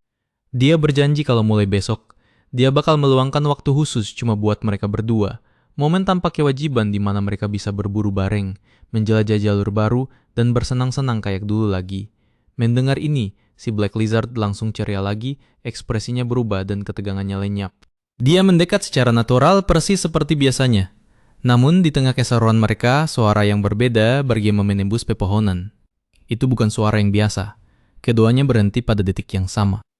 Canda tawa berakhir. Mereka saling tukar pandang waspada dan mengambil posisi defensif, fokus pada apapun yang mungkin mendekat. Lalu dia mendengar suara familiar membelah udara. Miria, sesuatu terjadi. Tanpa pikir panjang, dia berlari menuju sumber suara. Saat dia maju, pikirannya sudah membayangkan skenario terburuk. Gimana kalau ada manusia lain di dekat sini? Gimana kalau ini jebakan?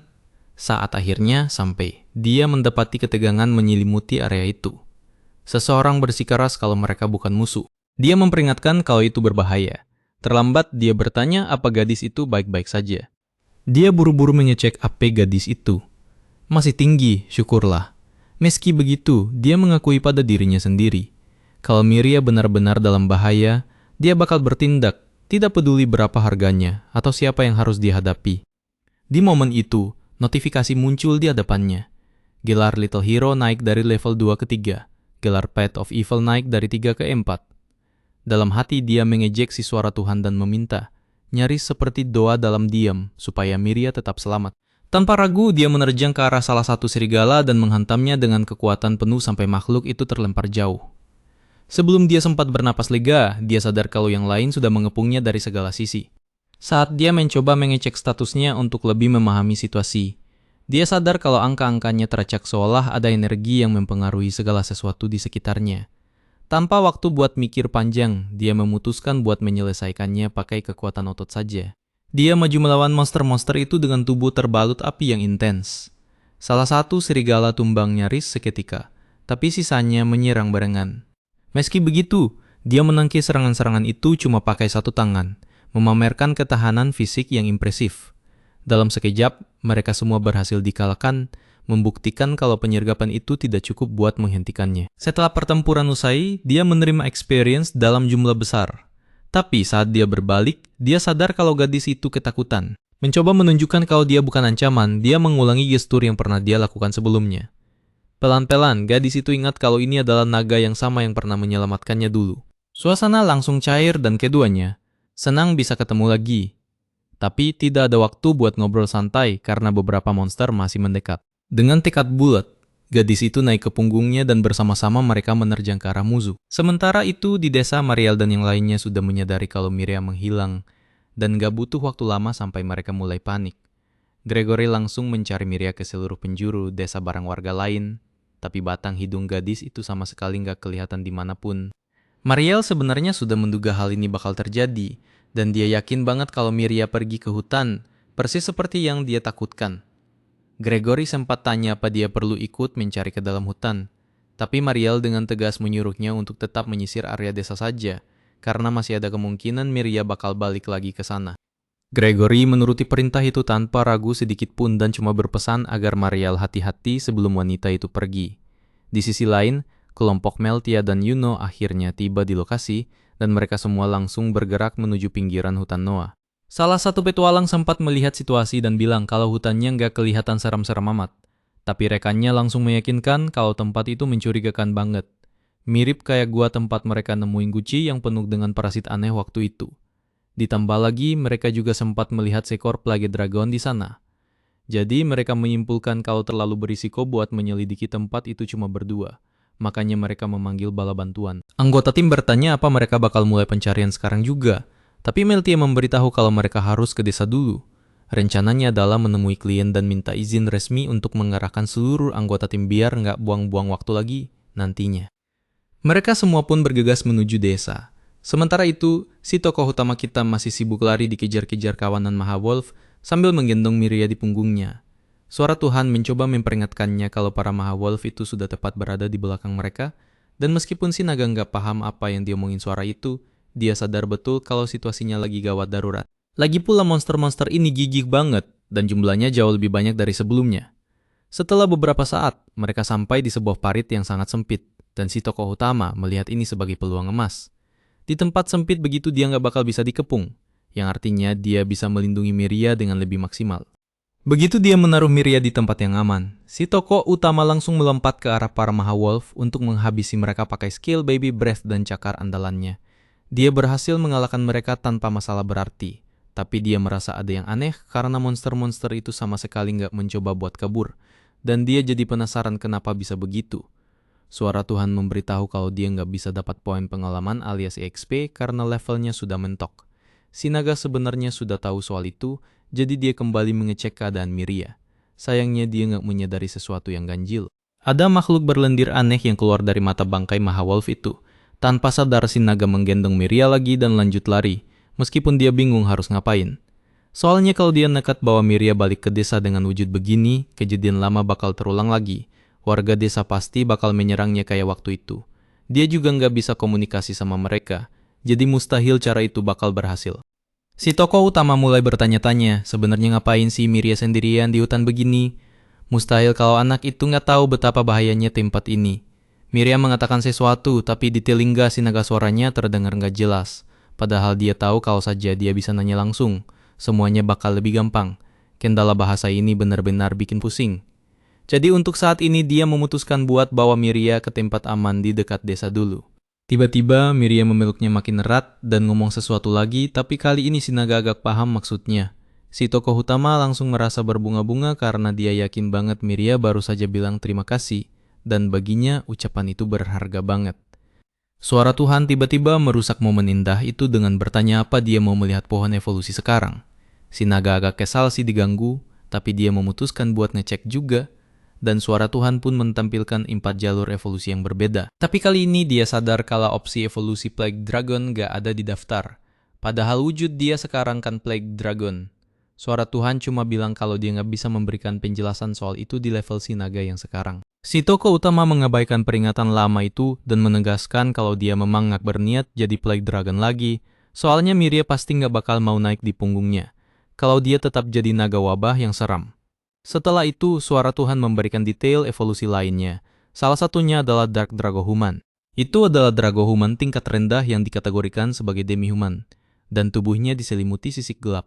Si tokoh utama nggak tahu apa itu demi-human dan susah buat memastikannya. Tapi dia mikir kalau itu pada dasarnya mirip manusia. Walaupun kedengarannya terlalu indah buat jadi kenyataan, dia jadi skeptis sama apapun yang dibilang suara Tuhan. Suara Tuhan lanjut menyebutkan nama Rolling Dragon, si koron naga yang mengutamakan kecepatan dibanding kekuatan fisik. Bisa dibilang ini speedsternya dunia naga. Mendengar itu, si tokoh utama langsung paham kalau naga ini pasti cuma mengandalkan skill menggelinding alias roll, jadi kedengarannya nggak keren-keren amat buat dia. Kemudian suara Tuhan menyebutkan Little Ark Dragon, naga tipe cahaya yang punya kecerdasan tinggi dan bisa menggunakan sihir putih. Si tokoh utama langsung antusias banget dengarnya. Meskipun agak susah dipercaya kalau si ekor Plague Dragon yang suram bisa berevolusi jadi makhluk suci begitu. Memang sih embel-embel Little berarti pilihan evolusi lanjutannya bakal lebih sedikit, tapi dia suka banget sama ide bisa pakai sihir putih. Suara Tuhan lanjut lagi dan memberitahu kalau ada juga opsi Jurmungan yang punya tubuh ular raksasa. Seluruh tubuhnya ditutupi sisik yang mengandung racun mematikan, dan tanah manapun yang dilewati monster ini bakal jadi tandus. Si tokoh utama langsung menolak mentah-mentah opsi itu karena bakal bikin dia jadi musuh nomor 1 umat manusia dan sama saja bunuh diri. Dia mencoba memikirkan pilihan-pilihan itu sambil berlari, tapi Miria minta dia berhenti sebentar buat minum air dan menyegarkan diri. Si tokoh utama lanjut menimbang-nimbang pilihannya, sadar kalau Jurmungan jelas nggak mungkin dipilih. Sebenarnya dia tertarik sama spesialisasi menggelinding punya Rolling Dragon, tapi sekeren apapun skill itu, dia nggak bisa menghilangkan bayangan kalau dia malah bakal jadi kayak atraksi sirkus. Lalu ada Little Ark Dragon, tipe cahaya yang sepertinya bakal gampang berbaur sama manusia. Tapi kalau dipikir-pikir, Dark Dragohuman mungkin lebih oke, karena statusnya sebagai demi-human harusnya berarti dia satu kategori sama manusia. Dia nggak tahu gimana pandangan Miria kalau dia berubah jadi begitu. Tapi di sisi lain dia juga agak cemas soal gimana monster lain bakal memperlakukan dia nantinya. Yang lebih bikin dia khawatir adalah dia nggak tahu apakah Venom Princess bakal menerima dia kalau wujudnya jadi demi-human. Si tokoh utama lagi galau berat buat nentuin pilihan, sampai-sampai Miriam mendekat dan bertanya ada apa. Pertanyaan itu bikin dia kaget setengah mati, jadi dengan gugup dia menjelaskan kalau dia lagi memikirkan masa depan hidupnya sebagai manusia. Yah, atau lebih tepatnya hidup sebagai naga. Dia bilang kalau dia sebentar lagi bakal berevolusi jadi monster lain, tapi dia pengen tahu menurut Miriam mana yang paling bagus. Miriam kelihatan agak bingung gara-gara kendala bahasa. Tapi si tokoh utama berusaha sekuat tenaga buat bikin gadis itu paham. Ujung-ujungnya dia menyerah juga, dan cuma bisa berharap, andai saja dia benar-benar bisa minta saran Miria soal ini. Miria ragu-ragu sejenak, lalu mencoba berkomunikasi sebisa mungkin, bilang kalau namanya adalah Miria. Setelah beberapa kali percobaan, si tokoh utama akhirnya paham kalau gadis itu lagi memperkenalkan diri, dan hal sederhana itu bikin mereka berdua senang bukan main. Dia bertanya-tanya apa dia bisa paham ucapan Miria karena skill bahasanya naik level. Miria terus mencoba ngobrol sama dia, menunjuk benda-benda di sekitar mereka. Walau komunikasinya belum sempurna, mereka bersenang-senang berdua, dan gak lama kemudian suara Tuhan memberitahu kalau skill bahasa Gurica miliknya sudah naik dari level 2 ke level 3. Akhirnya, Miria menjelaskan kalau dia lagi mencari seseorang dan dia sudah sering datang ke hutan ini sendirian tanpa sepengetahuan Mariel. Sekarang karena si tokoh utama sudah paham ucapannya, dia berasumsi kalau orang yang dimaksud Miria adalah orang-orang yang datang ke gua waktu itu. Dia mencoba menanyakan hal itu, tapi Miria nggak paham, yang sebenarnya sudah dia duga sih. Berkat skill bahasanya, dia kurang lebih ngerti apa yang dibilang Miria, tapi dia sendiri masih belum bisa ngomong sepatah kata pun ke gadis itu. Si tokoh utama kemudian mencoba berkomunikasi pakai bahasa isyarat, dan untungnya Miria bisa mengerti. Miria bilang kalau dua cewek yang dilihat si naga itu adalah petualang dari kota, tapi bukan mereka yang lagi dia cari. Miria menjelaskan kalau dia sebenarnya lagi mencari Doje. Tapi si tokoh utama jadi bingung karena dia yakin banget Doje sudah tewas dibunuh sama Little Rock Dragon. Dia pakai bahasa isyarat buat ngasih tahu kalau dia tahu siapa yang dimaksud Miria, dan melihat itu Miria langsung antusias dan memastikan kalau dialah naga yang waktu itu menyelamatkan Doje. Tiba-tiba Miria memeluknya, dan si tokoh utama langsung ngefly lagi, sampai mikir kalau dia mungkin bakal beneran milih jadi demi-human saja. Miria mundur sedikit buat nanya apa dia punya nama, dan saat itulah si naga sadar kalau dia nggak punya nama. Dia menggelengkan kepala buat bilang enggak. Jadi Miria bertanya harus panggil dia apa. Si tokoh utama ragu-ragu karena dia nggak pernah mikirin soal nama sama sekali. Yang agak lucu juga sih, mengingat dia selalu rajin ngecek statusnya. Miria sadar kalau si naga benar-benar nggak punya ide. Jadi dia minta izin apa boleh dia saja yang kasih nama. Hal itu bikin si naga girang banget, saking semangatnya sampai bikin Miria agak takut. Tapi dia langsung setuju, pengen banget Miria yang mikirin nama buat dia. Setelah Miria memastikan kalau si naga nggak keberatan, dia mulai berpikir sambil menatap lekat-lekat wajah si naga, mengingat semua momen saat naga itu melindunginya. Miria bilang kalau dia adalah seorang pahlawan, makanya dia memutuskan buat kasih nama Irusya, karena itu adalah nama bunga yang dia sukai. Si tokoh utama mengakui kalau nama itu terdengar bagus. Dia memutuskan saat itu juga kalau namanya adalah Irusya, dan suatu hari nanti dia bakal mencari bunga dengan nama yang sama itu. Tentu saja suara Tuhan merusak momen emosional itu dengan menyuruhnya mengonfirmasi nama Irusya, sambil bilang kalau sekali nama dikonfirmasi, itu nggak bisa diubah lagi. Si tokoh utama atau sekarang kita panggil Irusya nggak nyangka kalau suara Tuhan bakal bereaksi begitu, dan dia jelas nggak tahu kalau ngasih nama itu ada fiturnya sendiri. Begitu dia pilih satu nama, dia nggak bakal bisa ganti lagi, tapi dia pikir ya sudahlah. Toh Miria yang kasih nama ini dan dia sekarang resmi jadi Irusya. Tepat setelah dia ambil keputusan itu, suara Tuhan memberitahu kalau namanya sudah terkonfirmasi sebagai Irusya. Hal ini bikin dia bahagia banget. Dan Miria juga senang melihat dia suka sama nama itu. Irusya mulai bertanya-tanya apa boleh dia sebahagia ini, tapi momen penting itu terganggu oleh suara langkah kaki berat yang tiba-tiba terdengar. Dia langsung pasang kuda-kuda waspada, karena dia tahu cuma ada satu makhluk di hutan ini yang bisa bikin suara langkah kaki kayak begitu. Irusya merendahkan tubuhnya biar Miria bisa naik ke punggungnya lagi. Dia langsung tancap gas lari. Padahal dia kira sarang makhluk itu letaknya lebih jauh dari sini. Tapi yang penting sekarang adalah ambil jalan memutar dan menuju ke desa setelah menurunkan Miria di tempat yang aman. Habis itu dia bakal cari Doze sendirian, biar Miria nggak perlu mempertaruhkan nyawanya lagi. Tak lama kemudian, seekor Mahawolf mengejar mereka, dan Irusya menyadari kalau monster itu punya status penerimaan energi sihir, yang artinya mereka lagi dikendalikan oleh sesuatu. Tapi dia nggak tahu pasti soal itu. Jadi dia cuma menghempaskan Mahawolf itu pakai ekornya dan terus berlari. Namun, Mahawolf lain mulai ikutan mengejar dan dia melihat sesuatu yang lebih aneh lagi. Irusha tiba-tiba berhenti buat melihat dengan jelas dan dia melihat Doze lagi menunggangi salah satu Mahawolf. Entah kenapa Doze kelihatan kayak orang yang kehilangan akal sehat, tapi Miria jadi khawatir dan mencoba bertanya ke Doze kenapa dia bareng sama monster-monster itu. Irusha cepat-cepat ngecek status Doze buat melihat apa yang terjadi. Tapi anehnya daftar skill orang itu kosong melompong, dan dia nggak ngerti apa artinya. Mata Doze benar-benar kosong, dan jelas banget dia lagi dalam kondisi gila saat dia mencabut pedangnya. Miria masih khawatir, jadi dia mendekati Doze tanpa pikir panjang, memintanya buat sadar.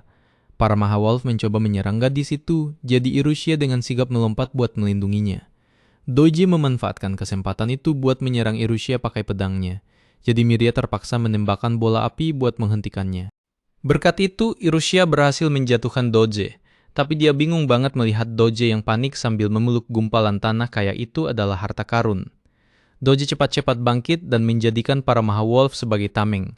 Tapi sebelum mereka bisa ngapa-ngapain, Miria memperingatkan kalau dia mendengar suara langkah kaki lagi, dan suaranya makin dekat. Miria makin cemas saat memikirkan makhluk apa pemilik langkah kaki itu. Ekspresi Miria kemudian berubah jadi horor saat dia sadar apa yang sebenarnya lagi dipeluk sama Doze. Doze naik lagi ke salah satu Mahawolf dan mengarahkan pedangnya ke arah desa, memberi isyarat kalau dia mau pergi ke sana. Irusha nggak ngerti kenapa Doze melakukan ini, dan dia nggak punya ide apa urusan Doze sama desa itu. Dia benar-benar gagal paham, tapi Miria meyakinkan dia kalau ini gawat banget, karena benda yang dipeluk Doze itu kemungkinan besar adalah telur Little Rock Dragon, dan bakal jadi bencana kalau dia bawa benda itu masuk ke desa. Irusha langsung paham kalau Doze sebenarnya lagi memancing induk Little Rock Dragon itu, jadi mereka harus mengembalikan telur itu secepat mungkin. Tapi para Mahawolf menghalangi jalan, jadi Irusha menggendong Miria lagi dan lari, sambil bertanya-tanya kemana Doze pergi dan apakah dia sengaja memancing Little Rock Dragon ke desa. Mungkin ini bagian dari rencana balas dendam atau semacamnya, tapi dia tetap nggak habis pikir kenapa Doze menunggangi monster-monster itu. Pikiran Irusha jadi kacau balau, yang sebenarnya bikin frustrasi dan berbahaya banget di situasi genting begini. Dia masih terus dikejar sama para Mahawolf. Dia harus melindungi Miria, jadi mustahil dia bisa melepaskan diri dari kejaran monster-monster itu kalau Miria masih ada di punggungnya. Di luar dugaan, Miria sadar betul soal ini, jadi dia ambil keputusan dan minta Irusha buat ninggalin dia di situ dan lanjut mengejar Doze. Miria bilang dia bakal menahan monster-monster itu, dan dia mau Irusha menghentikan Doze. Irusha cuma nanya apa gadis itu sudah gila, dan bilang kalau nggak mungkin Miria bisa mengalahkan serigala-serigala itu, meskipun terhalang kendala bahasa. Miria sudah tahu kalau Irusha pasti menolak idenya, tapi dia tetap maksa dan memohon supaya Irusha menyelamatkan desa. Setelah ragu cukup lama, Irusha akhirnya luluh dan tiba-tiba berhenti, membiarkan salah satu Mahawolf menusuk punggungnya dengan cakar. Tapi Irusha nggak bergeming, karena sekarang dia beneran marah, dan dia langsung melakukan serangan balik pakai tinjunya. Tepat setelah itu, dia mencengkeram Mahawolf tersebut dan menggunakan skill Nutcracker buat menghancurkan monster itu sampai remuk.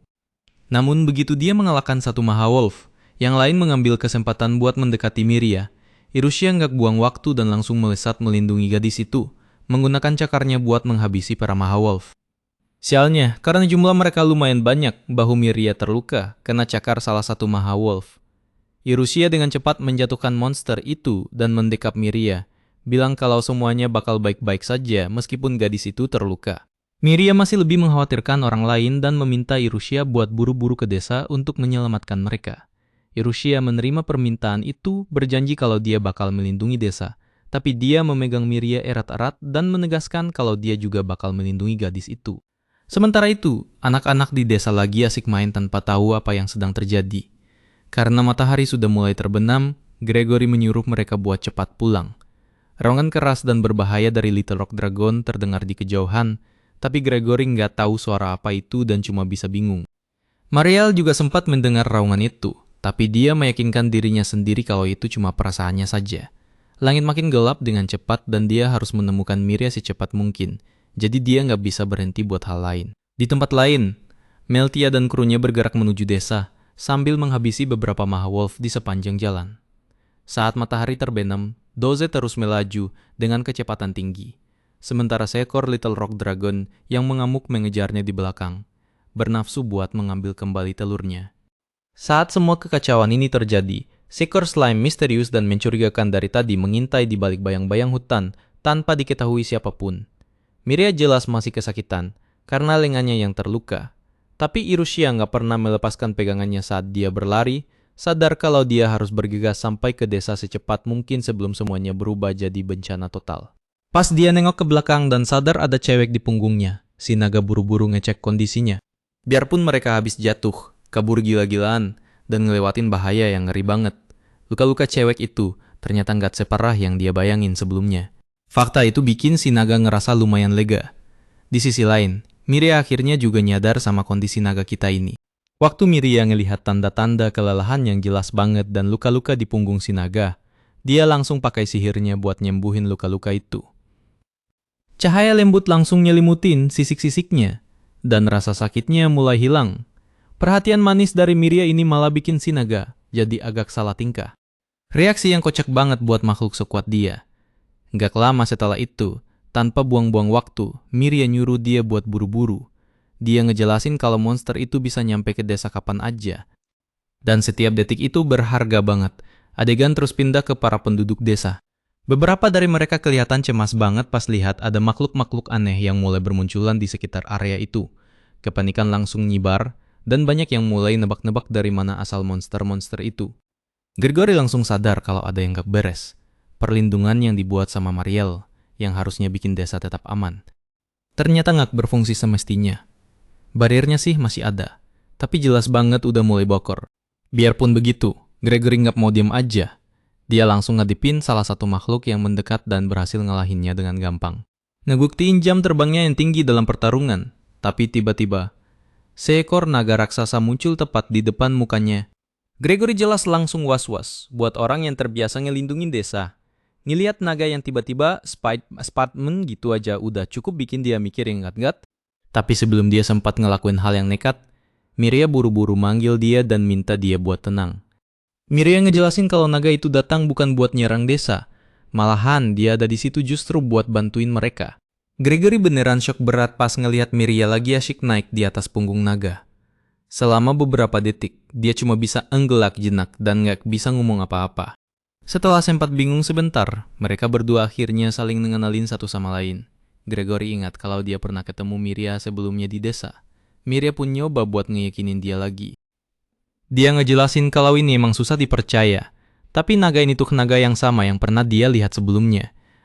Bedanya sekarang dia udah berevolusi dan jadi jauh lebih kuat. Miria minta Gregory buat percaya dan bilang kalau biarpun tampangnya sangar banget, dia itu monster yang super lembut kalau berurusan sama manusia. Tetap aja Gregory butuh waktu buat benar-benar nerima kenyataan kalau ada naga yang mau nolongin manusia. Pada akhirnya dia mutusin buat percaya sama omongan Miria dan minta maaf ke si naga karena udah ngira dia musuh. Si naga ngerasa seneng banget pas sadar dia baru aja dapat teman baru. Gregory juga nyadar satu hal yang unik. Makhluk ini ngerti semua obrolan mereka dan ngasih reaksi yang pas banget seolah dia nyimak setiap detail percakapan. Miria terus nanya ke Gregory apa dia ngelihat Dads. Gregory jawab kalau dia emang lihat. Dia cerita kalau Das sempat ngelepasin monster buat nyerang dia pas mereka konfrontasi, terus langsung kabur gitu aja. Miria dengan panik ngejelasin situasinya. Das itu niatnya mau mancing monster ke desa pakai telur yang udah dia kuri. Dan dia bertekad buat ngegalin rencana gila itu. Miria bilang dia bakal langsung ngejar Das. Tapi sebelum mereka berangkat, Gregory minta dia nunggu sebentar. Dia ngejelasin kalau warga desa pasti bakal panik massal kalau tiba-tiba lihat ada yang datang naik naga. Mendingan mereka ngasih peringatan ke warga dulu. Si naga lalu nundukin badannya dan ngasih isyarat biar Gregory ikut naik ke punggungnya juga. Adegan pindah lagi ke para warga desa. Beberapa dari mereka lagi ngawasin Das dari kejauhan, nyoba paham sama apa yang sebenarnya lagi terjadi. Mereka nyadar kalau Das lagi bawa sebuah telur aneh di tangannya. Sesuatu yang dari auranya aja udah kelihatan bahaya banget.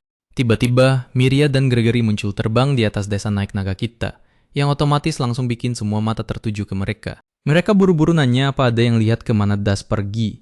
Gregory lalu ngasih tahu kalau Das kabur ke arah menara pengawas. Tepat di momen itu, semua orang mulai dengar suara dari kejauhan. Sebuah raungan berat yang menggema sampai ke pegunungan. Ada monster yang lagi nuju ke desa. Gregory langsung ngambil keputusan cepat. Dia minta Miria buat nyerahin urusan itu ke dia. Dia janji bakal ngalihin perhatian si naga musuh. Sementara Miria harus fokus buat ngevakuasi warga desa secepat mungkin. Miria mastiin apa dia beneran yakin sama rencananya. Grigori mantap jawab iya. Dia ngingetin Miria kalau dia masih terluka. Dan maksa ikut bertarung, sekarang cuma bakal bikin lukanya makin parah. Si naga juga setuju sama Grigori. Dia berjanji bakal nemenin pria itu selama pertarungan dan minta Miria mending fokus aja buat evakuasi desa. Karena nggak ada pilihan lain, Miria akhirnya setuju sama rencana itu dan minta mereka berdua buat ekstra hati-hati. Grigori ngelihat ke arah naga di sebelahnya dan masih ngerasa susah percaya sama apa yang dia lihat. Bayi naga kecil yang dulu dia temuin sekarang udah berevolusi jadi Plague Dragon yang raksasa. Dia emang pernah dengar cerita soal monster yang bisa tumbuh cepat dan jadi makhluk super kuat sih. Nanti kalau semuanya udah beres, dia niat banget buat ngenalin naga ini ke seluruh desa. Dia pengen semua orang paham kalau makhluk ini tuh bukan musuh mereka. Adegan lalu pindah ke Dads. Dia ternyata udah ngebunuh beberapa orang di sepanjang jalannya. Bahkan hewan-hewan ternak milik warga juga dihabisi. Jejak kehancuran yang dia bikin bener-bener bikin penduduk desa syok berat.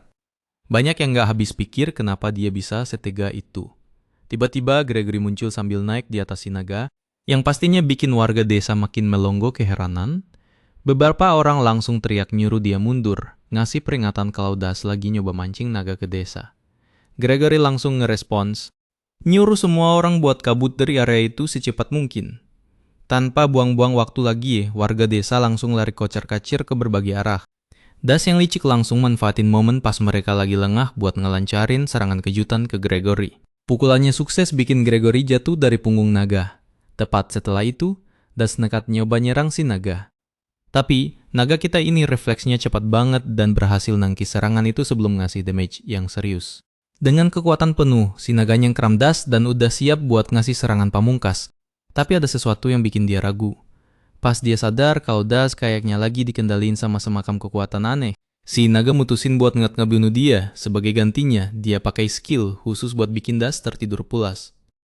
Dia yakin kalau ngebunuh manusia bisa bikin dia berevolusi jadi naga yang kejam. Dan itu adalah masa depan yang pengen banget dia hindari. Dia bener-bener milih buat ngekambil nyawa manusia sebisa mungkin. Gregory yang ngelihat kejadian ini dari tadi beneran takjub. Tindakan si naga barusan ngebuktiin satu hal penting buat dia. Makhluk ini beneran sekutu bagi umat manusia.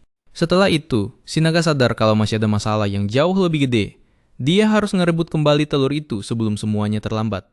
Sayangnya, tepat pas dia mau gerak, Das tiba-tiba terbangun. Waktu si naga ngecek status Das dengan teliti, dia ngelihat sesuatu yang bikin merinding. Angka statusnya mirip banget sama Mahawolf yang pernah dia lawan sebelumnya. Jelas ini nggak wajar buat ukuran manusia biasa. Firasat kalau ada yang nggak beres makin kuat di momen itu. Tiba-tiba, ada seorang anak laki-laki lari nyamperin dan manggil Das. Yang sepertinya sama sekali nggak sadar betapa bahayanya situasi saat itu. Tanpa ragu, Das langsung nyeret dan narik anak itu ngejadiin dia sandera. Anak yang ketakutan itu memohon biar dilepasin, minta tolong dengan suara yang gemetaran. Ngelihat adegan itu, si naga sadar kalau situasinya udah masuk fase kritis. Kalau dia nggak cepat bertindak, Stone Dragon Charyang asli bakal nyampe ke desa. Dan kalau itu terjadi, bencana besar udah pasti nggak bisa dihindari. Das pelan-pelan mundur sambil terus ngancam anak itu, manfaatin si bocah sebagai tameng hidup. Naga kita paham betul kalau salah langkah sedikit aja, nyawa anak itu yang jadi taruhannya. Selama beberapa detik, suasana jadi hening mencekam. Tiba-tiba dia mutusin buat nekat. Si naga melompat maju dan nembakin serangan lendir slim dari mulutnya. Nyoba buat ngelumpuhin Das tanpa ngenai anak itu, tepat pas dia ngelakuin serangannya. Dia ngerasain ada sesuatu yang lebih gawat lagi datang. Naga asli sang pemilik telur itu makin lama makin dekat. Das bereaksi kilat. Dia ngelempar anak itu ke tanah dan lari kencang ke arah telur yang dia kuri. Sebelum ada yang bisa nyegah, dia ngancurin telur itu cuma dengan satu pukulan. Begitu telurnya pecah, efeknya langsung kerasa instan. Stone Dragon yang dari awal udah ngamuk, sekarang jadi berkali-kali lipat lebih agresif. Sambil ngelihat kekacauan yang makin mendekat, Nagi kita mulai nyalahin dirinya sendiri.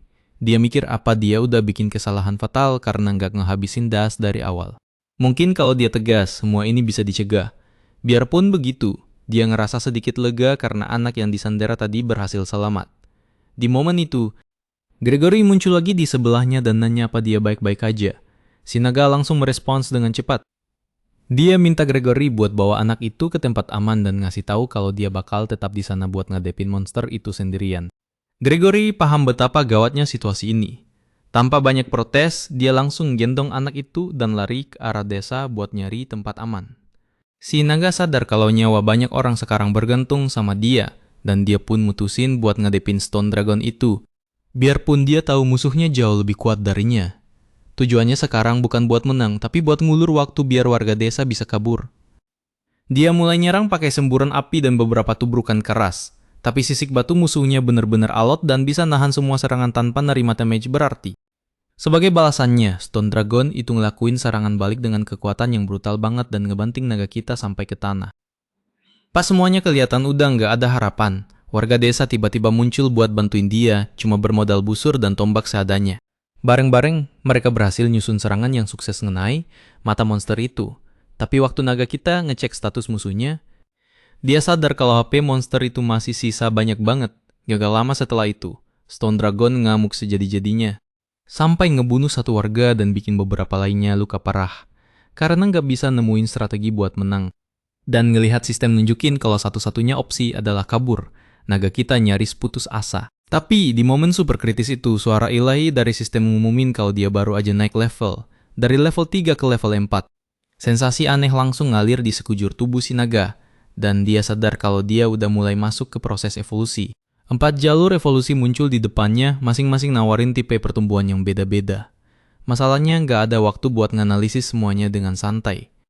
Soalnya musuh masih berdiri tegak tepat di depan matanya. Sistem Laplace langsung mulai ngitung probabilitasnya. Evolusi yang lebih agresif, yang fokusnya ke kekuatan instan, ternyata ngasih peluang bertahan hidup yang super rendah. Cuma sekitar 4% atau bahkan cuma 1%. Nyari kekuatan kasar di momen kayak gini sama aja kayak bunuh diri. Sebaliknya, Laplace nemuin rute evolusi yang lebih stabil, yang fokusnya ke survival ketimbang burst damage. Kalau dia milih jalur ini, peluang buat keluar dari situasi ini hidup-hidup bakal naik sampai lebih dari 90%. Meski begitu, keputusannya tetap aja berat. Stone Dragon masih berdiri di depannya, ngancam siap menyerang kapan aja. Sementara protagonis kita masih belum paham betul sama konsekuensi masa depan dari tiap pilihan evolusi ini. Di saat yang sama, mananya terkuras habis-habisan selama proses transformasi, seolah-olah tubuhnya lagi dibongkar dan dirakit ulang dari dalam. Dengan waktu yang makin menipis, dia harus segera milih. Lanjut bertarung pakai kekuatannya yang sekarang, atau nerima evolusi yang ngasih peluang hidup paling gede, dan lolos dari situasi yang nyaris mustahil ini.